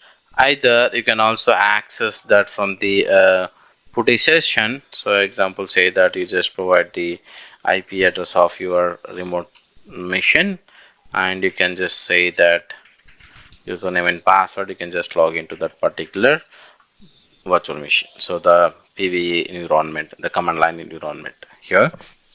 So here what you can do is that you can do whatever you do from the console, or you can also do the same from here. But before that, I just going to share a few details, which is a basic details of how this command line works. Example, say that, so for the managing the virtual machines, we use the QEM, and for managing the containers, we use PCT. Okay, so you can just create the containers, you can create the virtual machines, you can start, stop, shut down, you can do whatever it is. You can change the settings as well from the here. So let's say QM list. Let's say if you want to see that what are the virtual machines are available on that particular PVE, or you can also say PCT list, which is also show the containers which is currently running or stopped or anything, whatever the details over here. So first of all, let's run with the QM, and later we just go into the PCT here. So if you want to say that QM list, and you can see the VMs over here, and if you want to start the virtual machine, the particular virtual machine, you can just say that QM start and provide this VM ID. So VM ID, you have to provide it. So the VM ID is 100 here, but if it is a template, it does not start. It shows that it is a template, something like that. Okay, example, I'm just going to start the template here, so which is a 110. I can say that. So it say that you cannot start the VM template, so it's a template. So now I just already started 100, and you can just go to QM list and see that the CentOS virtual machine is saying running, and you can go over here and see the virtual machine status running. You can see the green arrow mark here, so that is called VM is running over there. So if you want to see the VM details or the config details, anything, so you can say that QM config and provide the machine ID. So you can see that all the details of that particular virtual machine, so how many cores it is utilizing, and whether the CD-ROM is mounted, and memory size, and the host name, and its ID, network, all of these details. You can see on boot is equal to 1, something like that. So if you want to change any of these parameters, you can also change it from here. Let's say QM set, and hyphen the value. So example, I want to change this boot value to the 0 of that particular VM ID. Enter, and now you can again see that QM config and say you can see onboard value is 0. So which means that whenever you start, the onboard is not enabled. So if you want to revert it back again, onboard equal to 1 and say yes. Now again the details are updated. You can just check the configuration here. You can see that onboard is 1. So this is how you can simply set. Example, you wanted to set the virtual machine's memory. QM set and say -, memory value, so which is actually 4089. I just make it something like 5089 here, and 100 is the virtual machine ID. You can say which is already updated. Now config check and go here. You can see the memory value is increased. You can also go here and verify what is the hardware value here. You can see that which is actually 5 GB, but which is not actually updated. So what you have to do, you have to reboot the virtual machine in order to update this settings. So to do that, so what I'm going to do is that qm reboot 100. So it will be reboot initiated for that particular machine, and you can just go to qm list and see whether what it's doing. So it is say that it is running, and if you go here, you can see that the memory value is upgraded, completed. So that's how you can do that. So if you want to example reset or stop the virtual machine, you can do qm stop 100, so which is going to be gracefully stop that virtual machine, so without asking any permissions or anything on the host level. So it just gracefully shut down the virtual machine if you do this qm stop. You can see that it is stopped. So if you want to start back again, you can say qm start and provide the id, so it will start it back. If you want to reset, example, sometimes what happens is that when the from the console here, so if you go to the console here and open the virtual machine and you are trying to shut down or restart from here, it does not respond. So you just go into some actions and it is doing something here. You can see something like this, but it does not do anything. So if you want to do a reset at the stop, you can do execute it from here. Let's say that qm reset and 100, so which is going to be gracefully restart the virtual machine. So if at all it is struck any of the in any of the middle, so it just reset the virtual machine. So this is going to be very, very useful. So you can also create the virtual machine from here. Let's say that qm create and say maybe your id might be say that 107. I say hyphen name, let's go into CentOS, or maybe you can say Ubuntu version here, Ubuntu 20 VM, something like that, my name. And I'm just going to say that orchestration, so the architecture of that is 64-bit, and auto start equal to 1, and how many cores you would like to assign to that virtual machine. I say 1 core it should assign, and what is the keyboard layout you want, and English US, and memory, what is the memory you would like to utilize or allocate to that particular virtual machine. I say 1 GB, on boot is enabled, and what is the storage. So storage is going to be your storage name here. So what is the storage data store name here you have. So maybe I can say that VG0 is my storage name, which is going to utilize over here. And you can also assign the bridge, the network level bridge. Okay, net 0 I say here is VMBR0 and enter. So maybe yeah, this value is not correct, enter here, and you can see now qm list, you can see the virtual machine has been created over here. So this is how you can create the virtual machine, and you can also start, stop, and do anything. But if you want to install the OS, of course you have to go here and access this console access, then only you can able to do the operating system installation. So let's do here how you can maintain the containers here. So you can use the containers for PCT is for Proxmox containers. You can see that Proxmox containers here. So it is also a similar command. You can see that PCT config, and you can just verify that the configuration of the existing container. Okay, if you want to stop, you can just see PCT stop and say 101, which is going to stop the container. And you can see PCC list, so that is stopped. And again start it 101, and let's verify with the list. You can see here, so again the container is running. If you want to set any details, so any parameters or property changes, you can also do that. Example, say PCT set 101, maybe memory.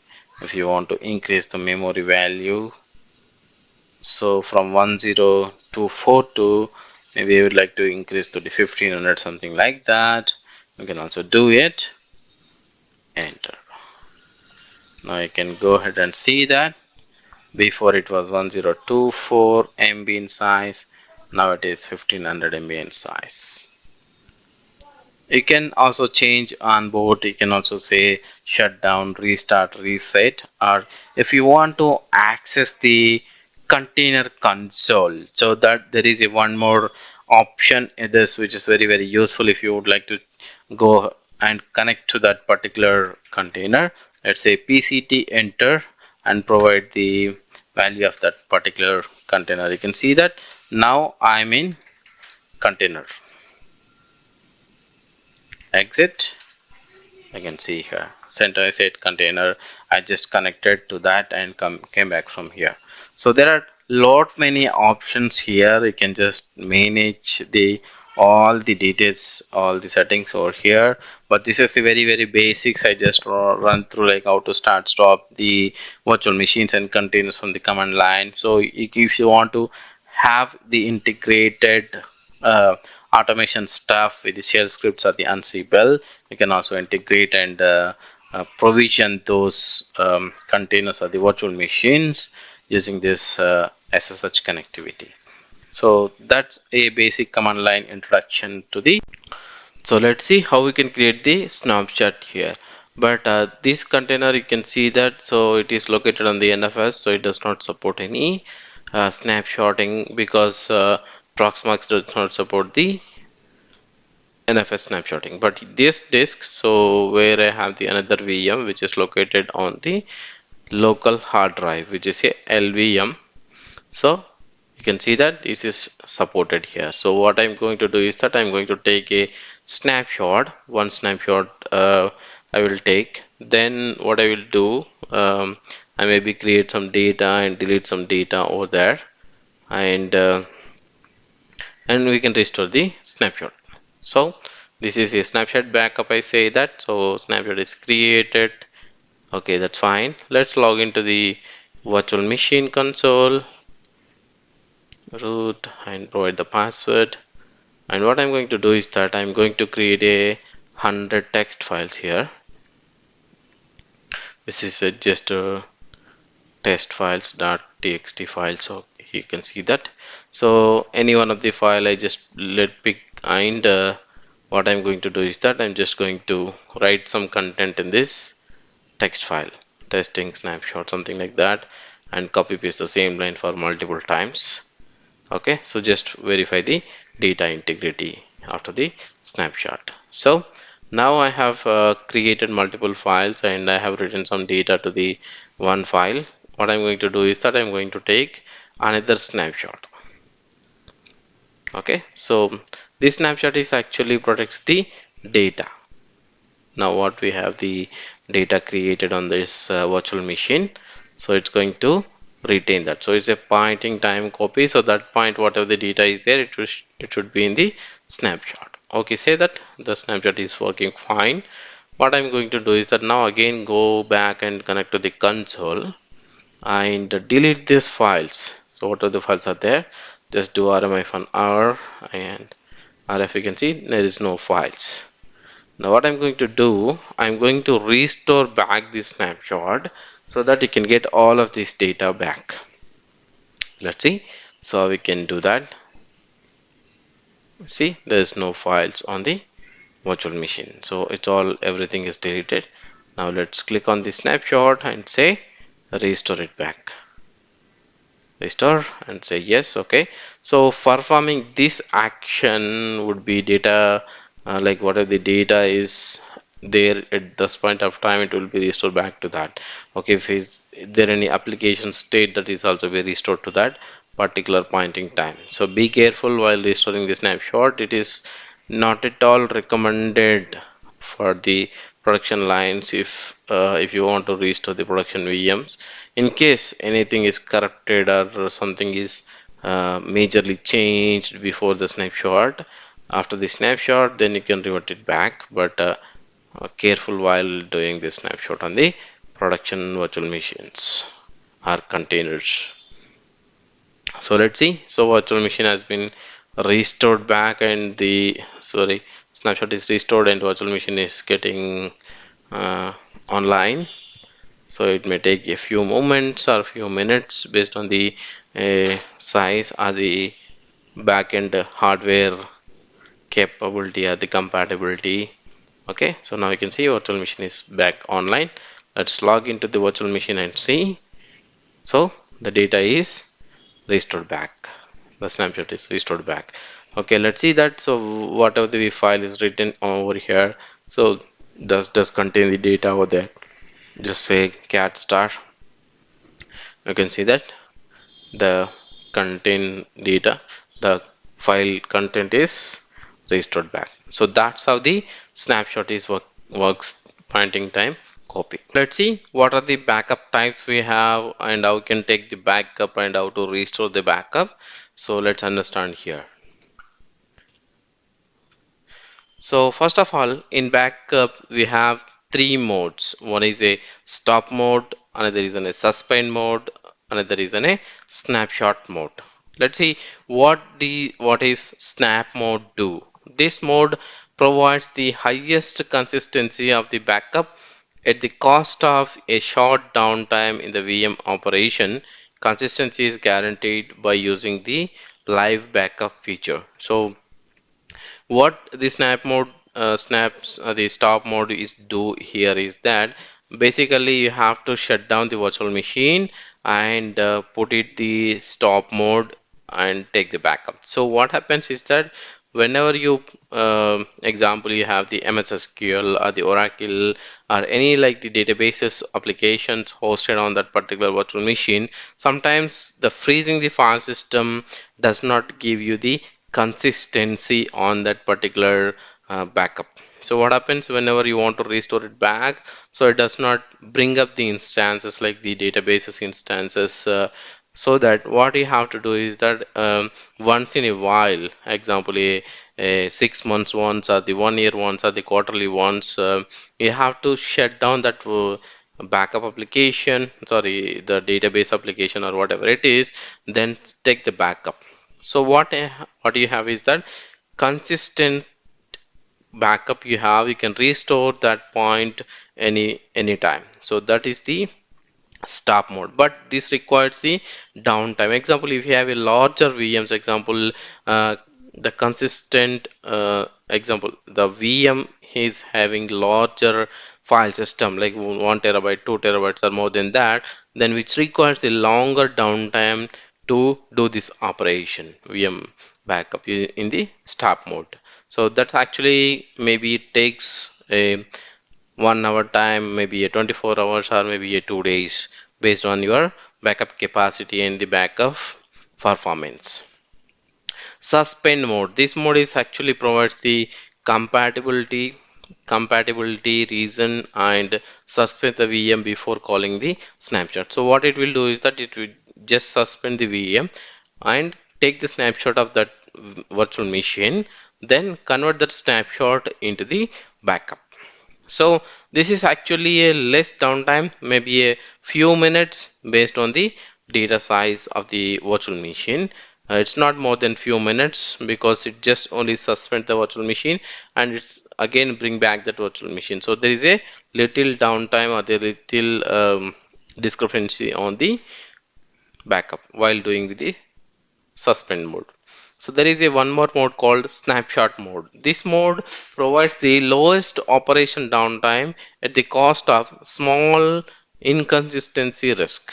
So what snapshot mode it will do is that it does not actually stop the virtual machine. So what it will do is that it will just freeze the file system a few seconds, then it will take the snapshot of that data and convert that snapshot into the backup. So that's it will do, but it using the snapshot mode, most of the times the containers or the virtual machine does not require any downtime, so even user does not notice the freeze, the file freeze and the unfreeze commands. So it just a few seconds or a few milliseconds it will be. So let's see how we can take the snapshot, how we can back up the virtual machine and restore it back on the console.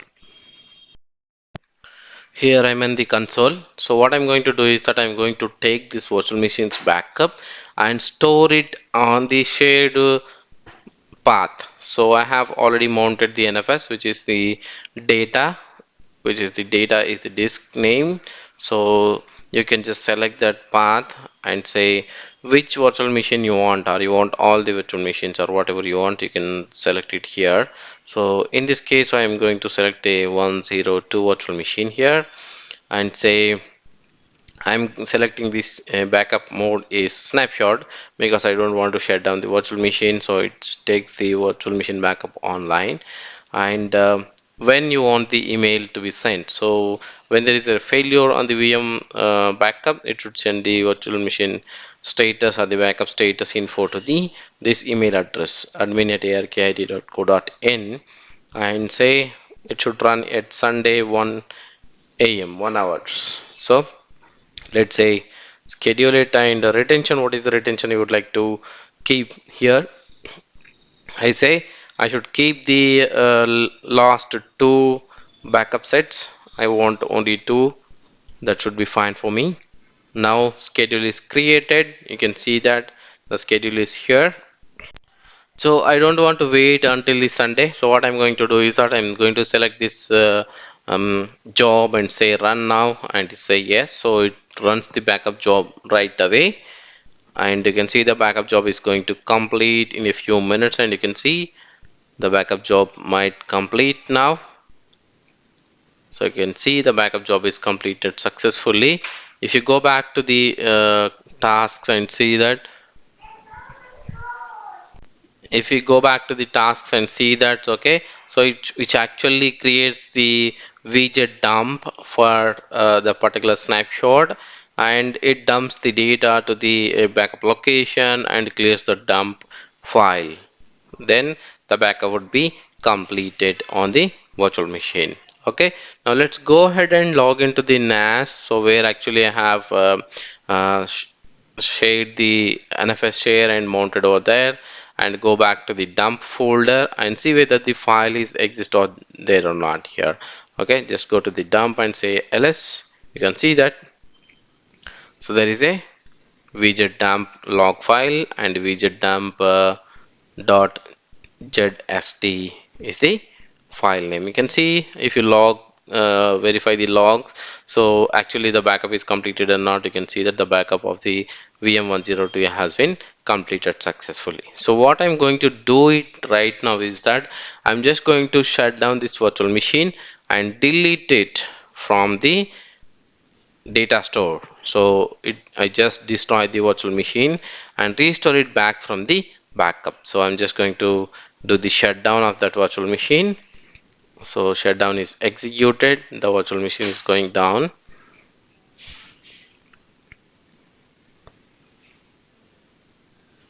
see the virtual machine is down, and in the right side top corner you can click on the more and say remove, and I say the VM ID number and destroy the virtual machine and do not store any of those associated disks and anything. So delete everything. So now you can see the virtual machine is gone, so you cannot able to see any virtual machine over here. So what I'm going to do, I'm going to restore this virtual machine from the latest backup. Then I will bring up the virtual machine and see whether all the data is consistent and I could able to browse through all the data or not. So in that case, what you have to do is that you have to go to the particular data store and find the file name and say restore here, and provide the VM ID after restore which you want have the VM ID. So it's the same virtual machine ID I would like to have, and the path to store where you want to restore the data. So I want to restore to the LVM data store, which is the local data store on the Proxmox, and say restore. Now it takes a few minutes or the few hours based on your data size or the virtual machine size. So let's be patient until the task should be completed. You can see now my virtual machine backup is almost nearby to complete, and you can see the my task is okay and the database dump and the backup is created fine. And let's see my VM is on. Let's start the virtual machine and see how it actually performing. So what I did is I just click on the virtual machine and start the virtual machine, and after that open the console of that virtual machine and see whether run few commands and see the data is there or not. You can see now virtual machine is up and running, and log into the virtual machine as it successfully logged in, and you can see that ls.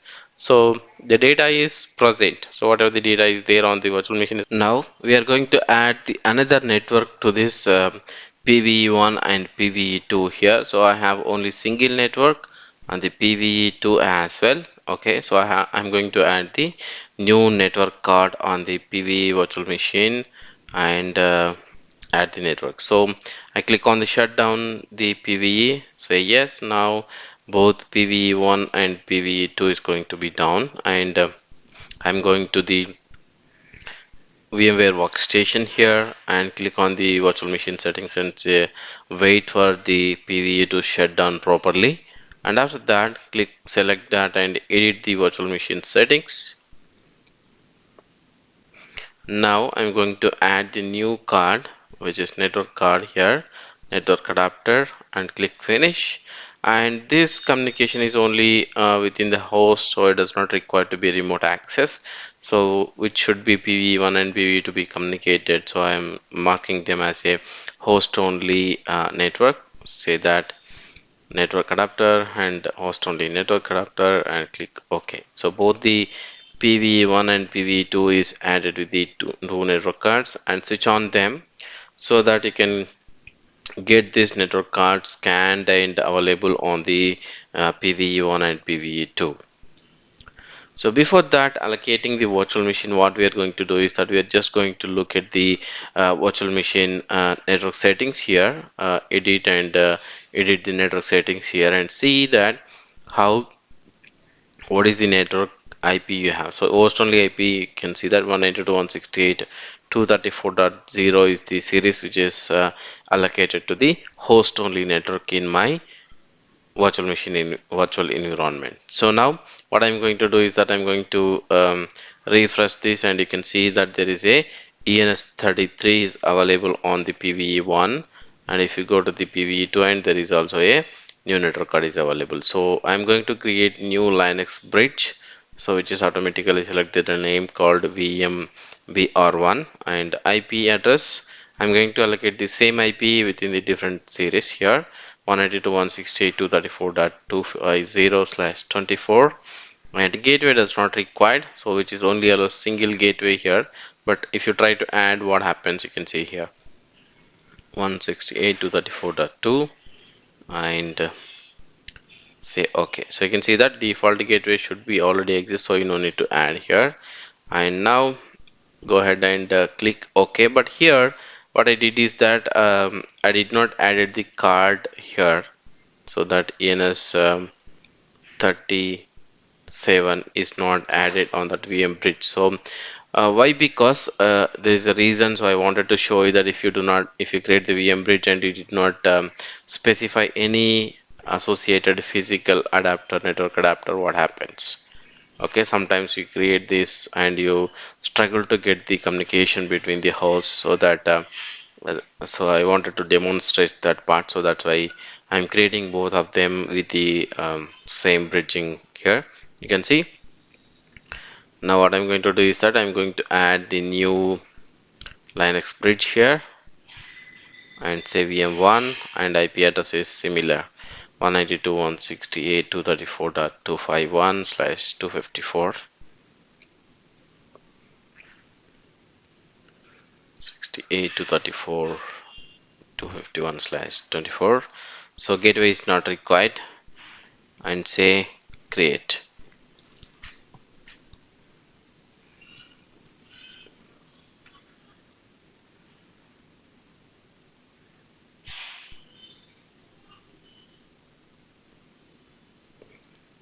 Okay, now after creating this you have to apply the changes, otherwise it does not take effect.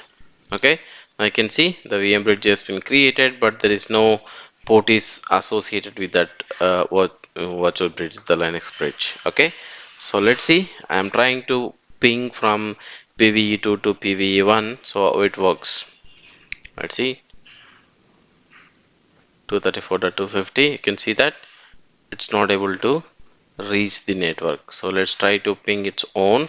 You can see that its own it's able to ping, but it is not able to ping the remote PVE1 virtual machine or the PVE1 communication. So you have to add the bridge port here, which is ENS37, and click OK. Now apply the configuration,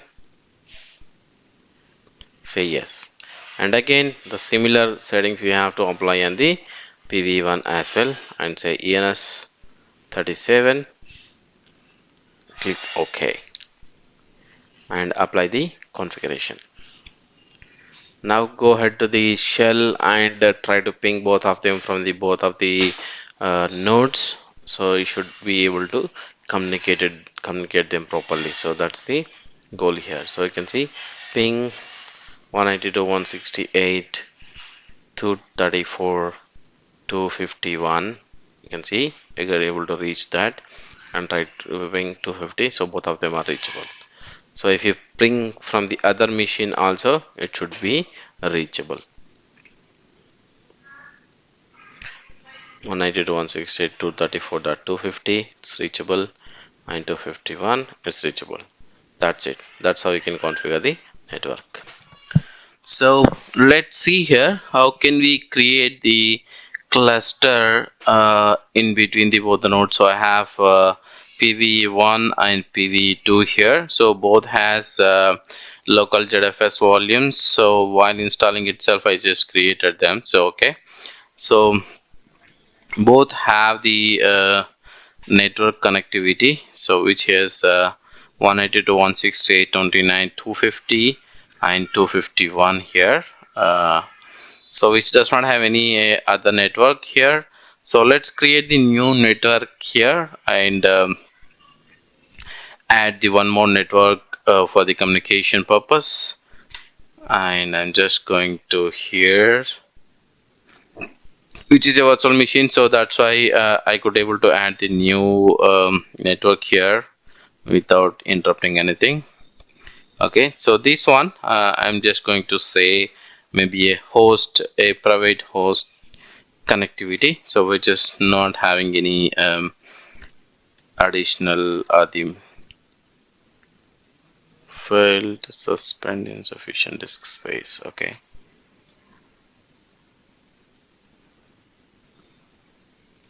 so what you can do is that maybe I can just power it off, and I'm just going to power it off the second virtual machine as well, or we can shut it down from here, so that would be safe. So now I shut down both of them and edit this and add the another network card.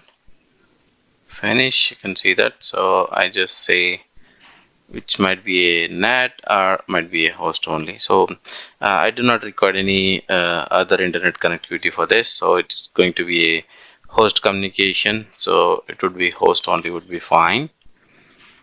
And let's see another network adapter here. And this is also I say that host only. And for this, so we have a network connectivity. We have to check it. So here you can see that. So host only network is 192.168.234. Okay. So we have to provide the IP in the range. Otherwise, it does not work. Because I do not have any management network or any VLAN configuration or the routing configuration here. So in order to change any network settings over here, so it is a flat to virtual machines within the VMware workstation.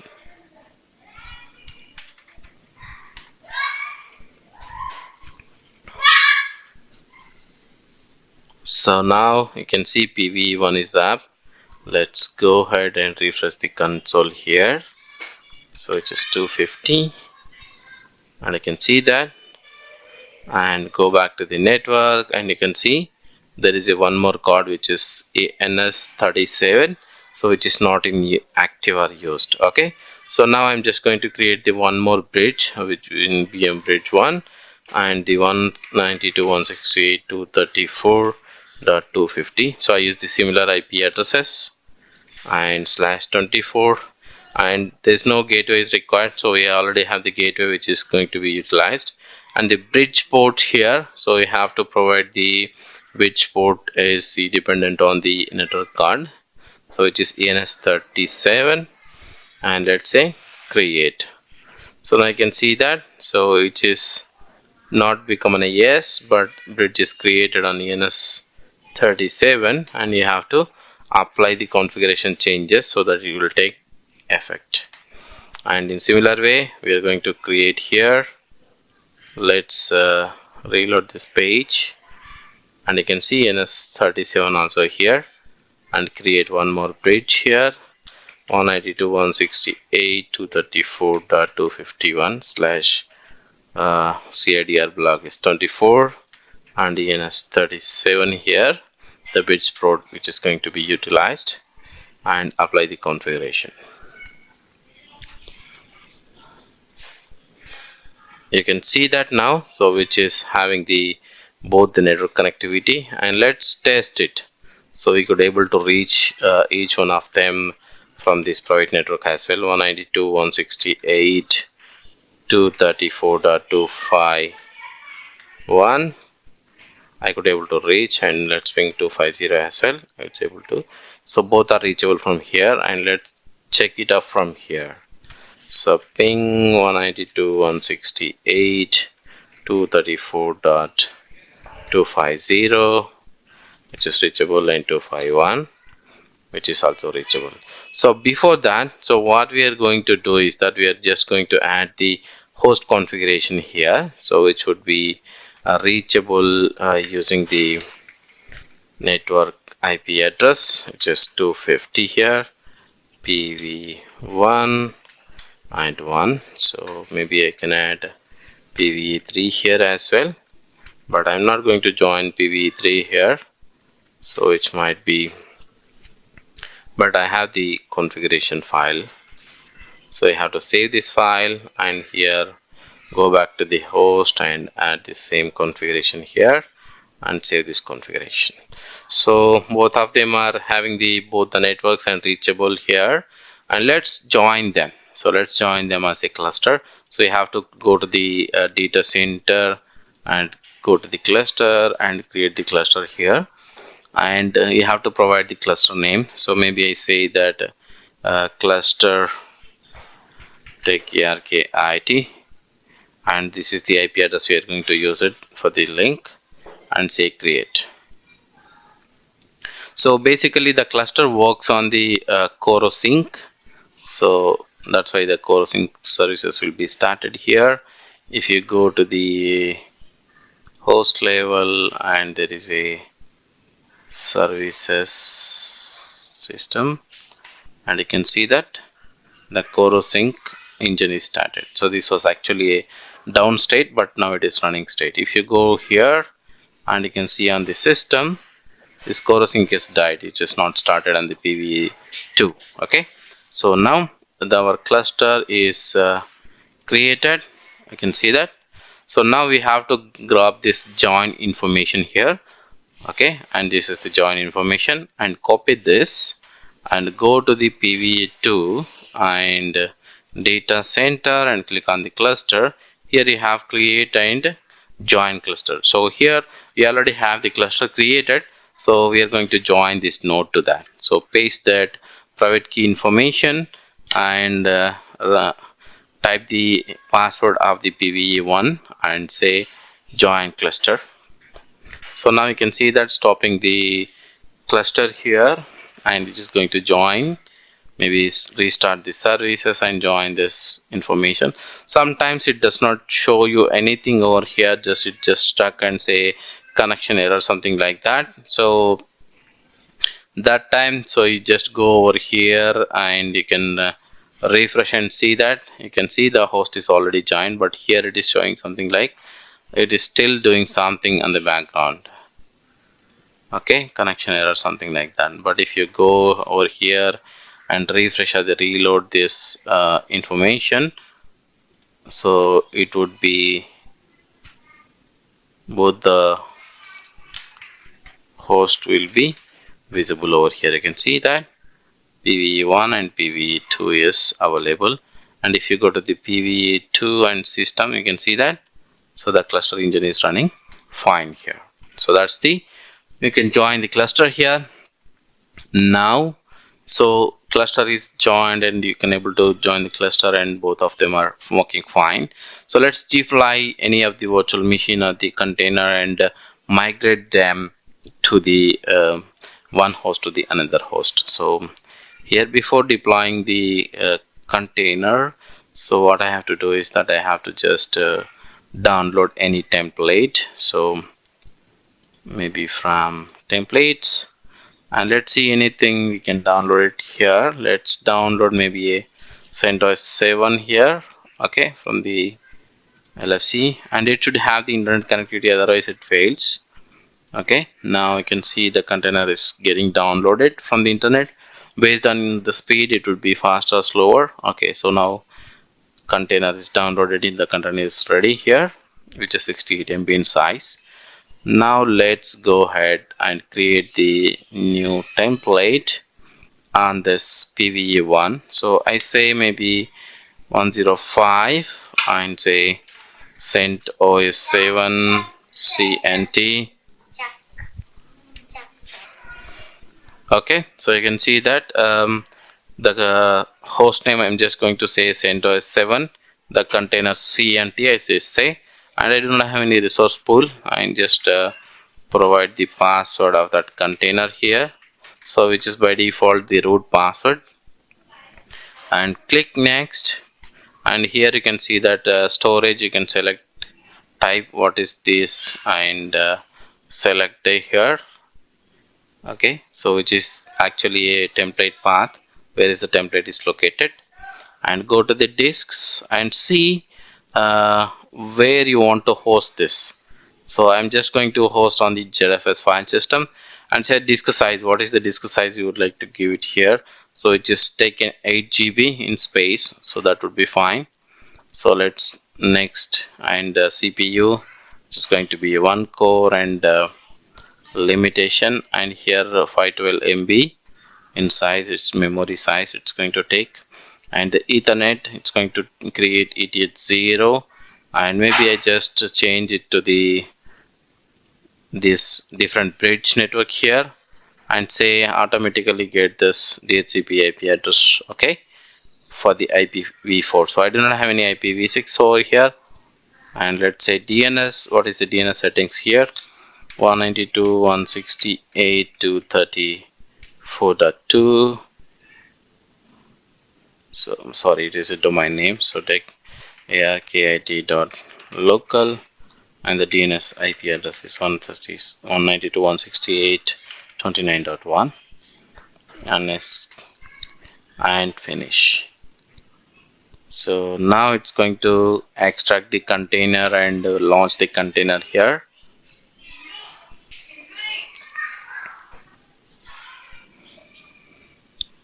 You can see that detected the container and SSH key is created, done, the creation completed, and the task is okay. So the container is in place. You can see that the container is in place here. Now let's start the container. Let's migrate the container and see how it does the cluster works here. So I right click on the container here and say migrate. So select the target node. So if you have multiple nodes, you can select the target nodes here, click on the migrate. So it will take a little time based on your hardware configuration or the background, what are the network connectivity you have connected between the both the nodes. So if it is a physical hardware, then it will take much quicker. But if it is a virtual machine environment or it's not a powerful machine, then it will take little time. So you can see that the task has been completed here. So the migration started and the logical volume has been created on the destination, and the data blocks are replicated. Then it's completed the after replication, it is also clear the dump data, so which is already a staging data is removed. You can see virtual machine has been migrated. So the cluster is in place now. So what we are going to do is that we are going to create the container here, and the container we enable the replication and migrate to the another host, so it would be faster. So let's say that before creating the container, so we have to download the template here, the container template. So click on the container templates and uh, templates here, and say any of the template you can download it. Okay, let's pick up the CentOS 7 here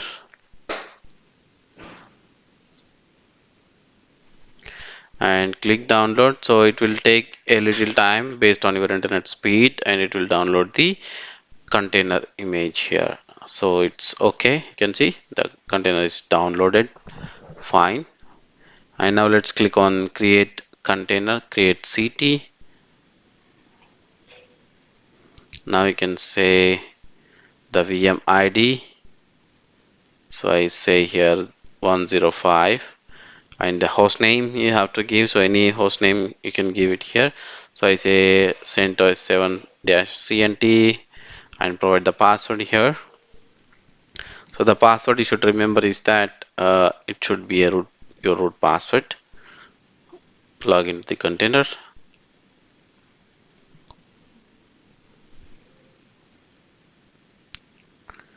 Okay, so click next. Now you can select the storage and here and select the template.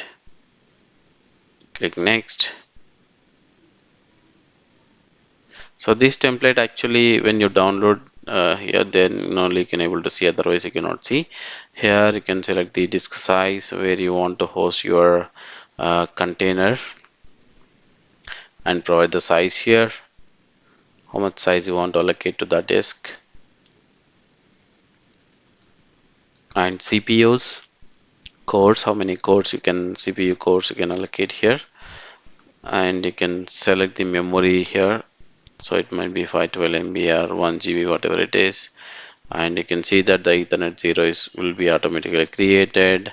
So here we have the another network, you can select that network, and for the VM communication and DHCP enabled for the network, so it will automatically acquire the IP address from the DHCP, and click next. Now you can see here DNS settings. So my DNS is techarkit.local and the DNS IP is 192.168.29.1.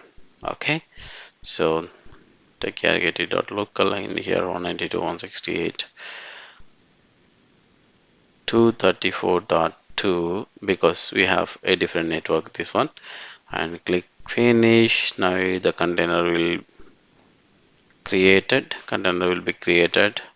and it will be online soon. can see it's extracted. Okay, task is okay, fine. Now the container is created. You can see that it's extracted and it did all the steps, and the container is online.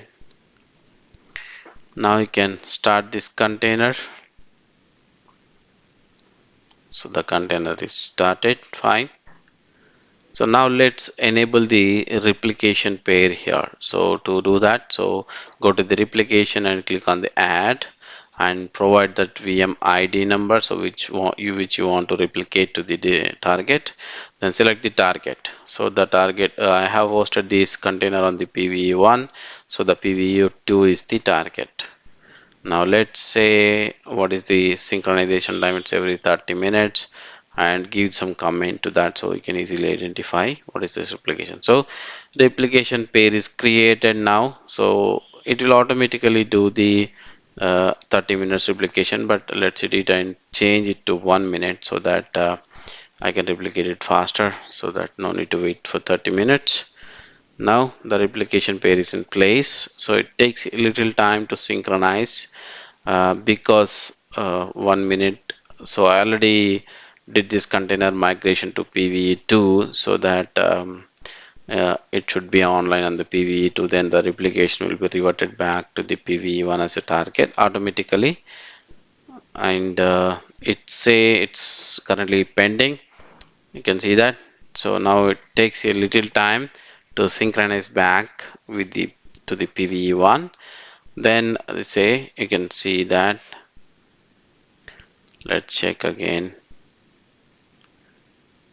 So on the PVE2, so it's syncing. You can see as the refresh button is syncing. You can see now the replication is completed back. It takes a few seconds. Now if you migrate this container, so that it would be faster. So you can see that migrate the container and click migrate, and you can see just migrate to something like this. But if it is a physical, it should be much faster, like just like this. If you click on the migrate, then the container will move immediately to the that host, okay, target host. And now you have to just again wait a few minutes to sync back that, and you can try to migrate it back again to the PVE2. This time it will be a little bit so slow because the container is still not replicated completely. So again it takes a little few seconds to complete the replication pair and update the container to the next node. So migration will complete soon.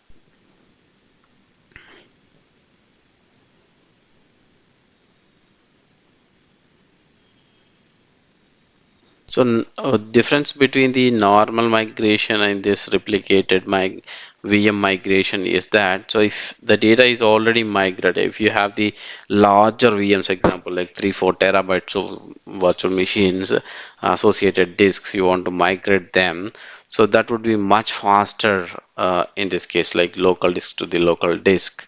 You can simply migrate it in a few minutes or few seconds. So the replication is already synchronized. Then you can just say migrate, then the larger virtual machines also migrate from one host local disk to the another host local disk. You can see now it's syncing back again. So whenever the virtual machine, the container will be migrated from one virtual machine to the another virtual machine, so it will automatically change the target. You don't need to manually change that. So you can see again, if I want to migration back to the PVE1, you can see that. So it is again doing the migration from local host to the this local host to local disk to the another local disk. So it is just replicating the data. So that simple it is. So replication will make your VM migrations and the production faster. That enables the replication for the local disks. So shared disk anyway, it is both are there, both the sides it is mounted, but local disk is much easy for the replication, and you can migrate the virtual machine faster. That's about it. So in order to do the NAS, what I'm going to do, I do not have any NAS storage here. I'm converting one of the servers to the NFS storage. So let's say I install the NFS utility on that Linux box, and I create the partition over there and export that with the NFS, so that I can access that NFS share and mount on the Proxmox cluster. So let's see. So I'm going to install the NFS utilities on this box, and it takes a little time. So based on your internet connectivity, it might be faster, it might be slower. Okay, you can see that. So it takes maybe a 40 kbps on this virtual machine. So it's crazy. Okay, so let's see how much it times takes, and install these packages.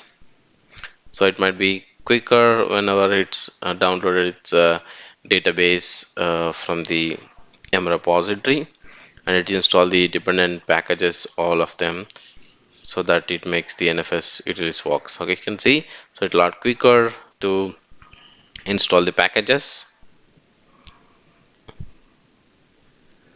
Now you can see NFS utils and its dependents getting installed.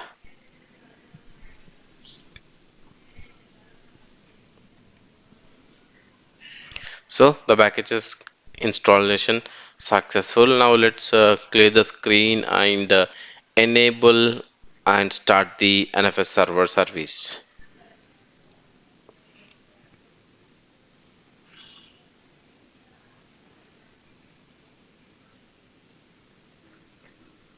Now enable systemctl, enable NFS dash server,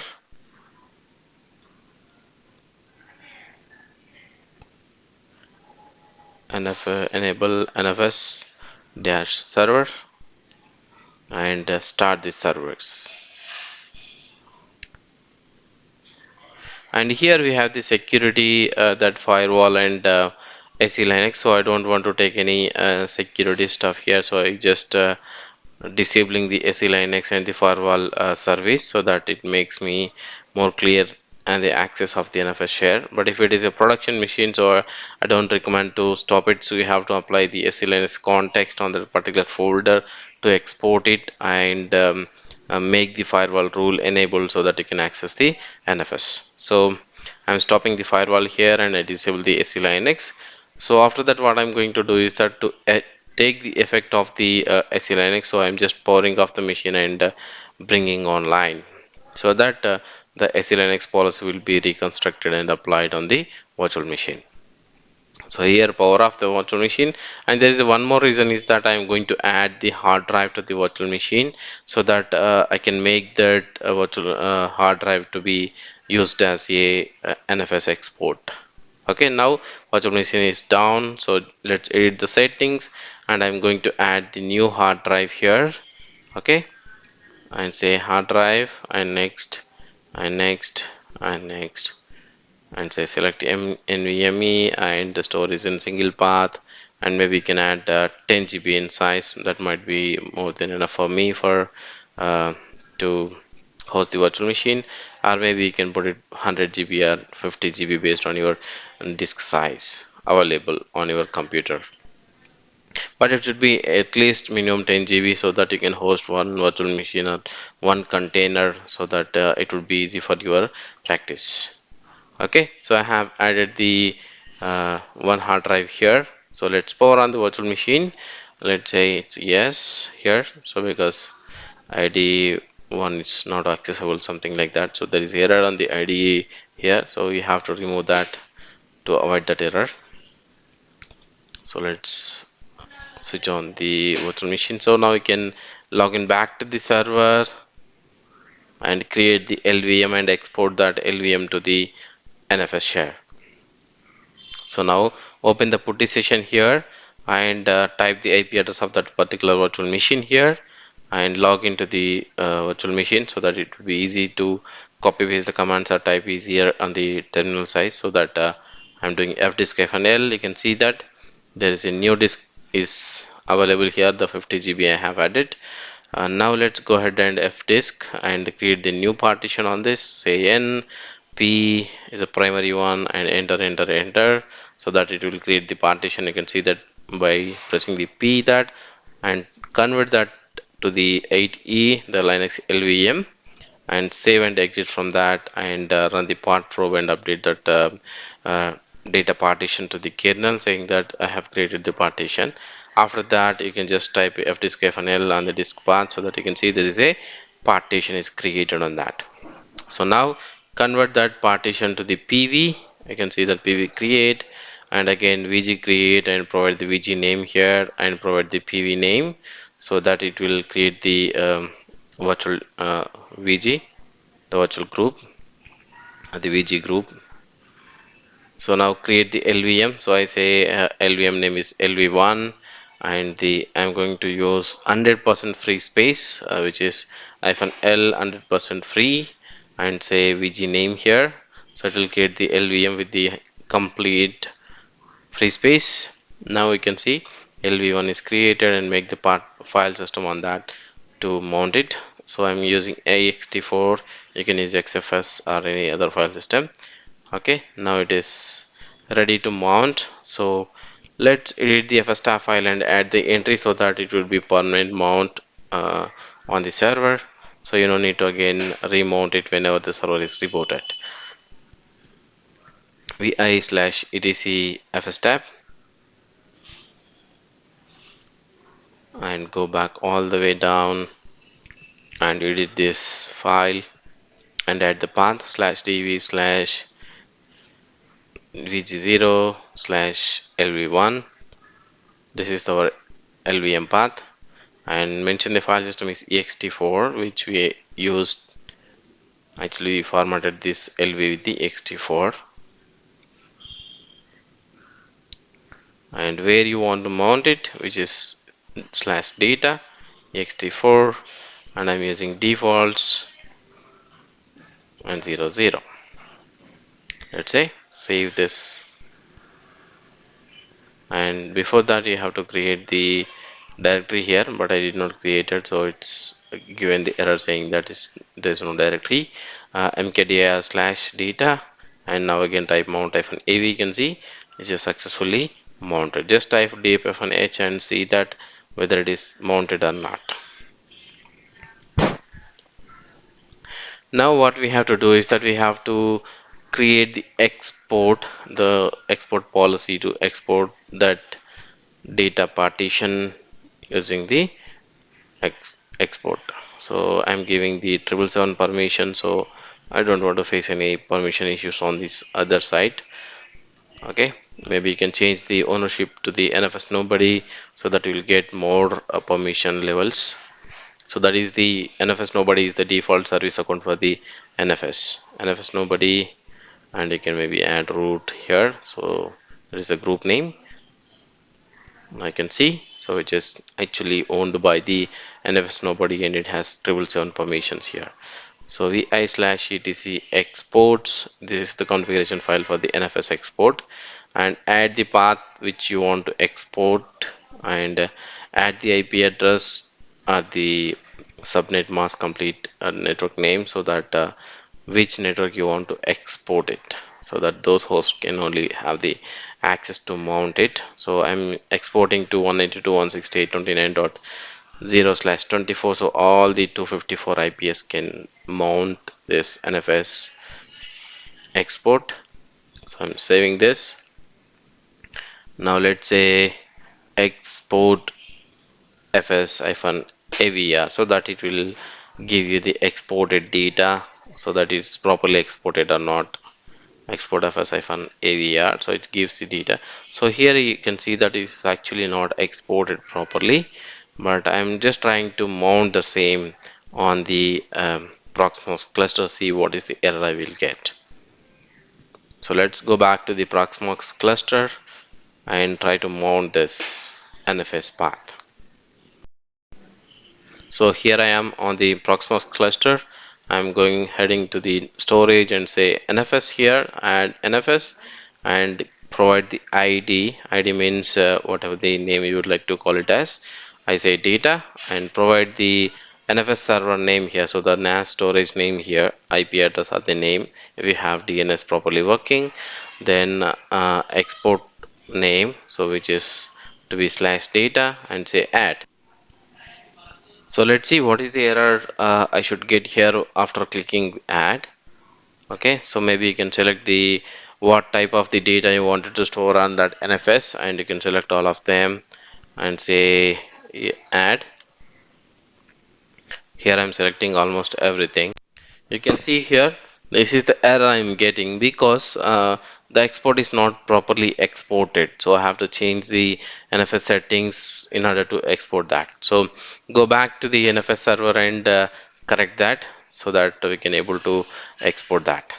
Let's see, I'm trying to do some changes here, but it does not work because the NFS is not properly exported. Let's go back to the NFS server.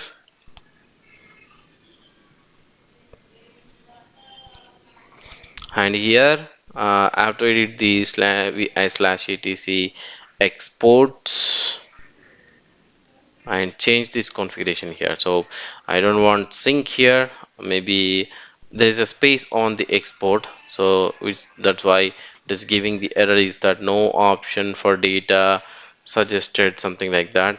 Okay, to avoid, but there is actually a space in between the IP address and the permission, so just make that there is no space.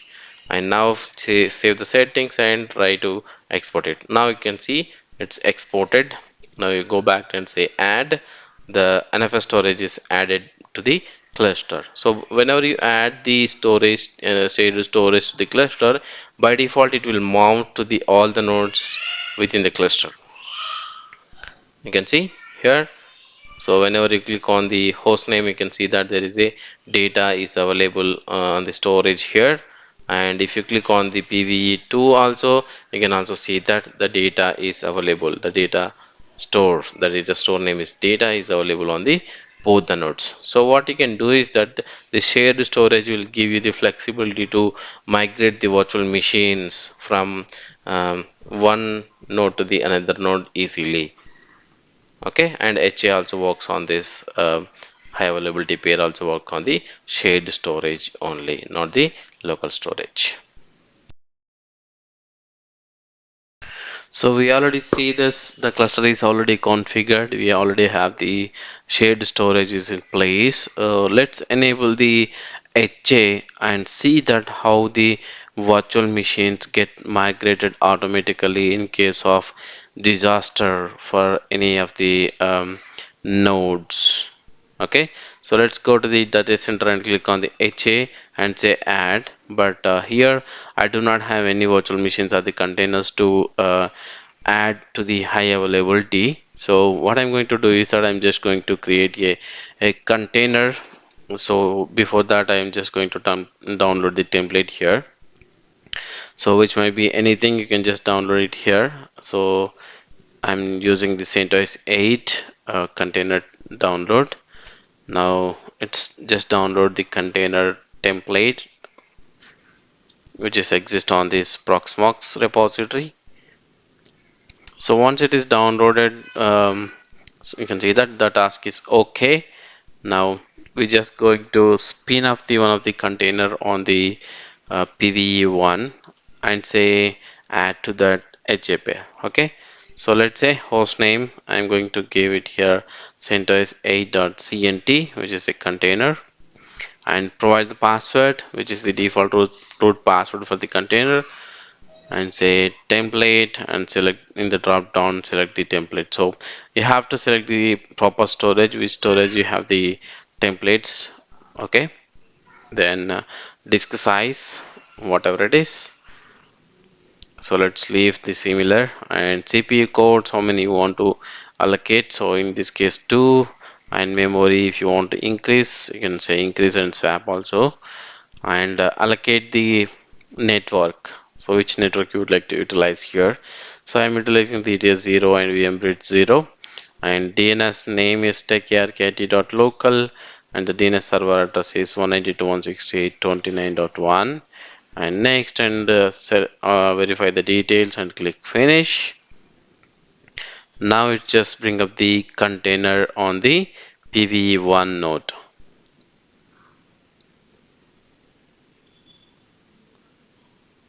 So it must be faster in a physical environment, but this is a virtual environment top of the another virtual environment. So that's why it takes a little time to create the container.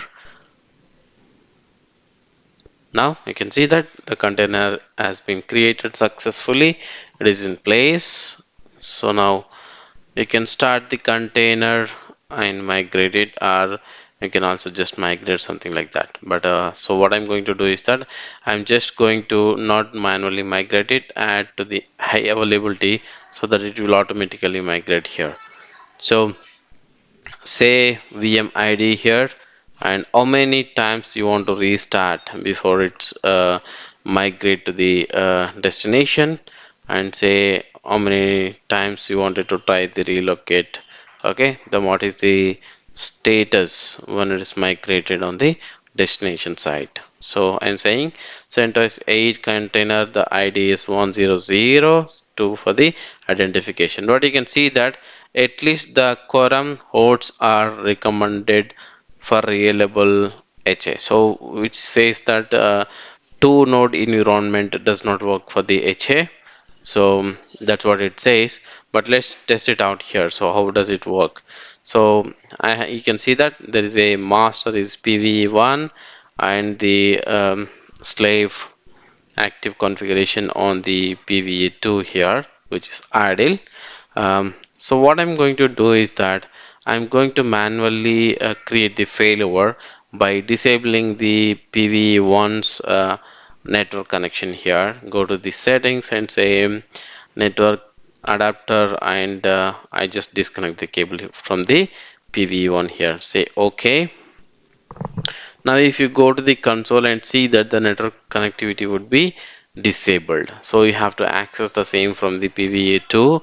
So the PVE is not reachable. Okay, you can see now the PVE one is down already, actually down. You can just reload it, so you could not able to see the console from PVE1. You can see that, so you have to see from the PVE2. So you can see the PVE is down, so PVE2 is okay.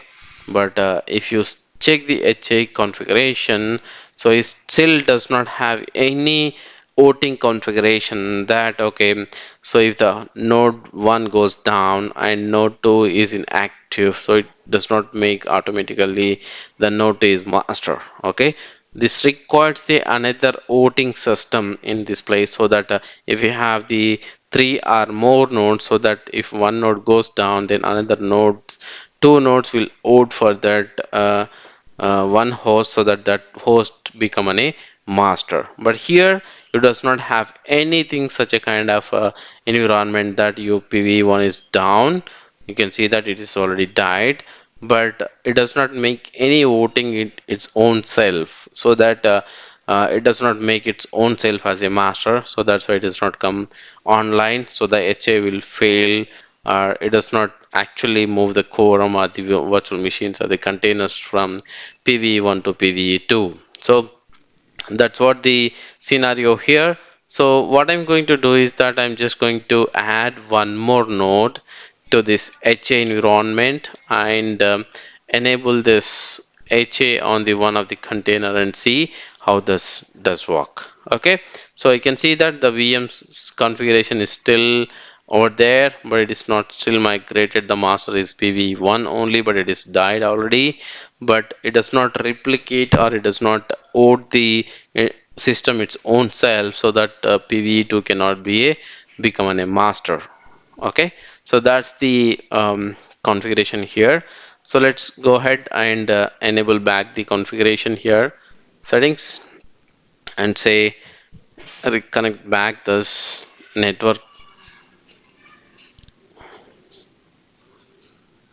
So it's already restarted. You can see that the virtual machine node is already restarted as part of the cluster, but it does not came up actually, because the network cable is disconnected, physically disconnected. So that's the issue here.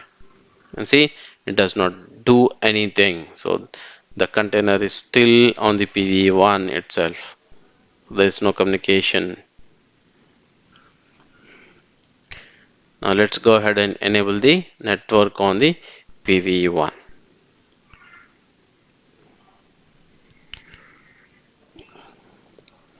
So click on the network adapter and say connected. Still see that the disk is in PVE1 only, the master is PVE1, so it does not actually did anything, so it's not migrated because the PVE does not become a master itself. So it does require the voting configuration. So for just I'm changing the configuration, but it does not do anything here.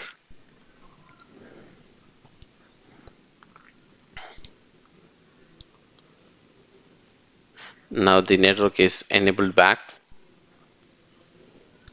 Let's refresh it. The PVE1 should be online soon. Let's refresh and see the PVE1 is online. Okay, now what I'm going to do is that I'm going to add the PVE3 into the cluster so that it should make that high availability working. So before that, what you have to do is that if you already have any virtual machines or containers, you can shut down them and move those virtual machines to the maybe copy it to the another node or migrate them before adding to the cluster. But it does not like adding the cluster if you already have the containers or the virtual machines or the templates on this node which is already present. It is not part of the cluster. So what I'm doing is that I'm just destroying all of the virtual machines and templates and containers from the PVE3 so that I can easily add this to the cluster. So let's see. I'm just destroying one more virtual machine here, and I left two more here. One is template and one was another virtual machine, and I'm just purge them and delete them. So one more container here. Let's delete this as well and purge it. Same as. So now the PV3 is ready to add to the cluster, which is already have the few local disks. So now let's go to cluster and say join information and copy the information here, and let's go to the PV3 and say join cluster and paste that private key information and provide the password. And now you can see the peer cluster service is going to be stopped and restarted back so that it would be part of the cluster. I can see the PV3 is already part of the cluster. Now what I'm going to do is that I'm going to enable the HA on one of the virtual machine or the container. Say how that virtual machine or the container should migrate from uh, the in case of any disaster recovery or any disaster happens, how this VMs will recover or replicate the data or they migrate the data from one host to the another host. So okay, let's see here.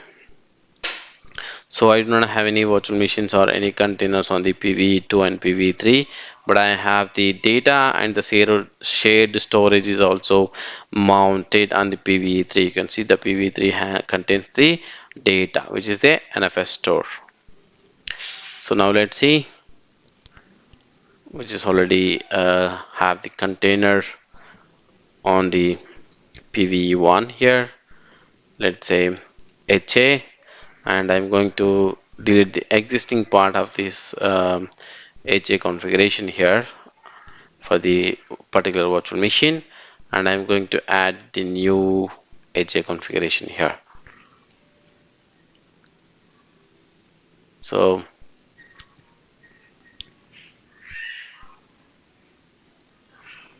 let's create the one group and say group name. What is the group name we would like to give it here?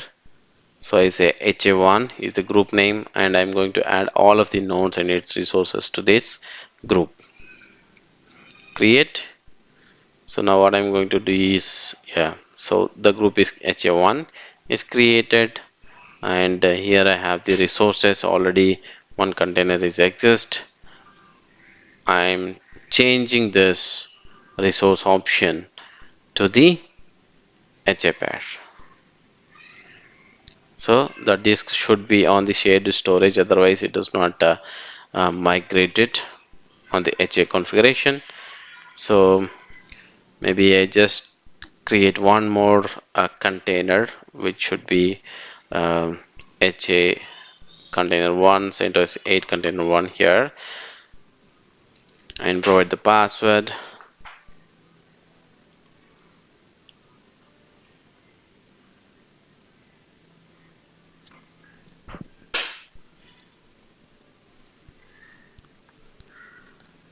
Click next and select the template. Next, and disk size, and next. It should be on the shared storage, you should remember it, otherwise it does not migrate in case of disaster. So I'm giving the two cores here, and the memory is 1024 and swap is 1024. Next, and the network configuration, so if it is DNS or DHCP, it does not matter until unless you have the network enabled on both the nodes. So here my domain is takearkt.local, DNS 29.1, and say configuration is in place and finish. So now the container 1, the CentOS 8 container 1 is also going to be created on the Pve 1. You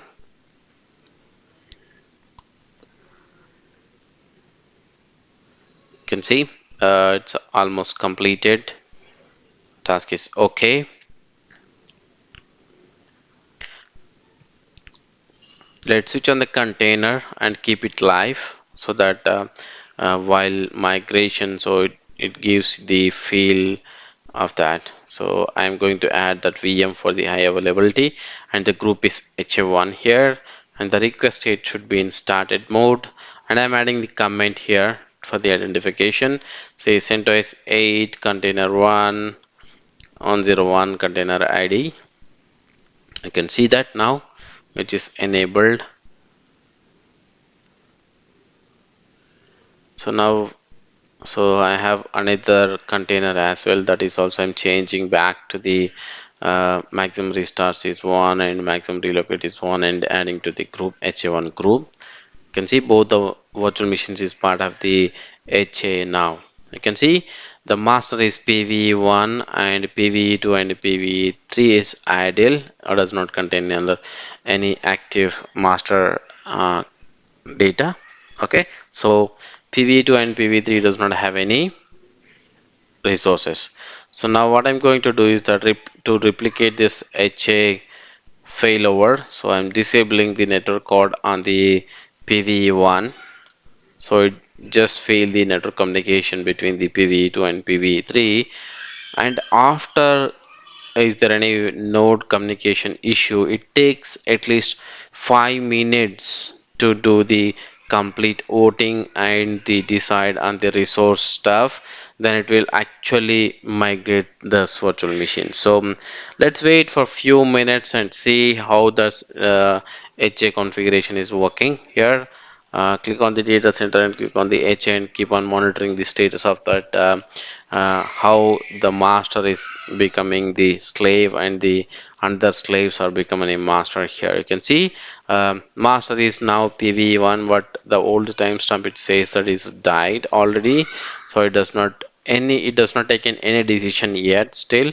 But before 5 minutes, what it's going to do is that the heartbeat is going to monitor the node resources, whether node 2 or node 3 or node 4, whatever the node which is having the more resources, and they can able to get the containers or the migrate the containers, so that they can be able to um, run them.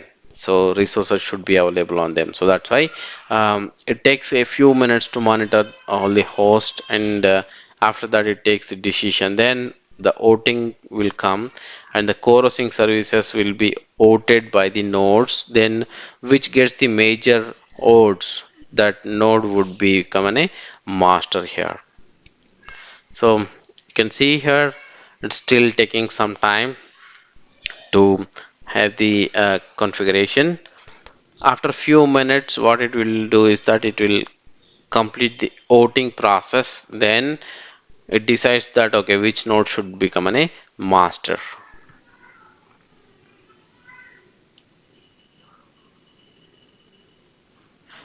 You can see now the Pve3 become a master, and Pve2 is slave and Pve1 is slave. Okay, now in few minutes it migrate the containers to the Pve3 and Pve1, sorry, Pve2 and Pve3. Let's see here how it is going to migrate the containers.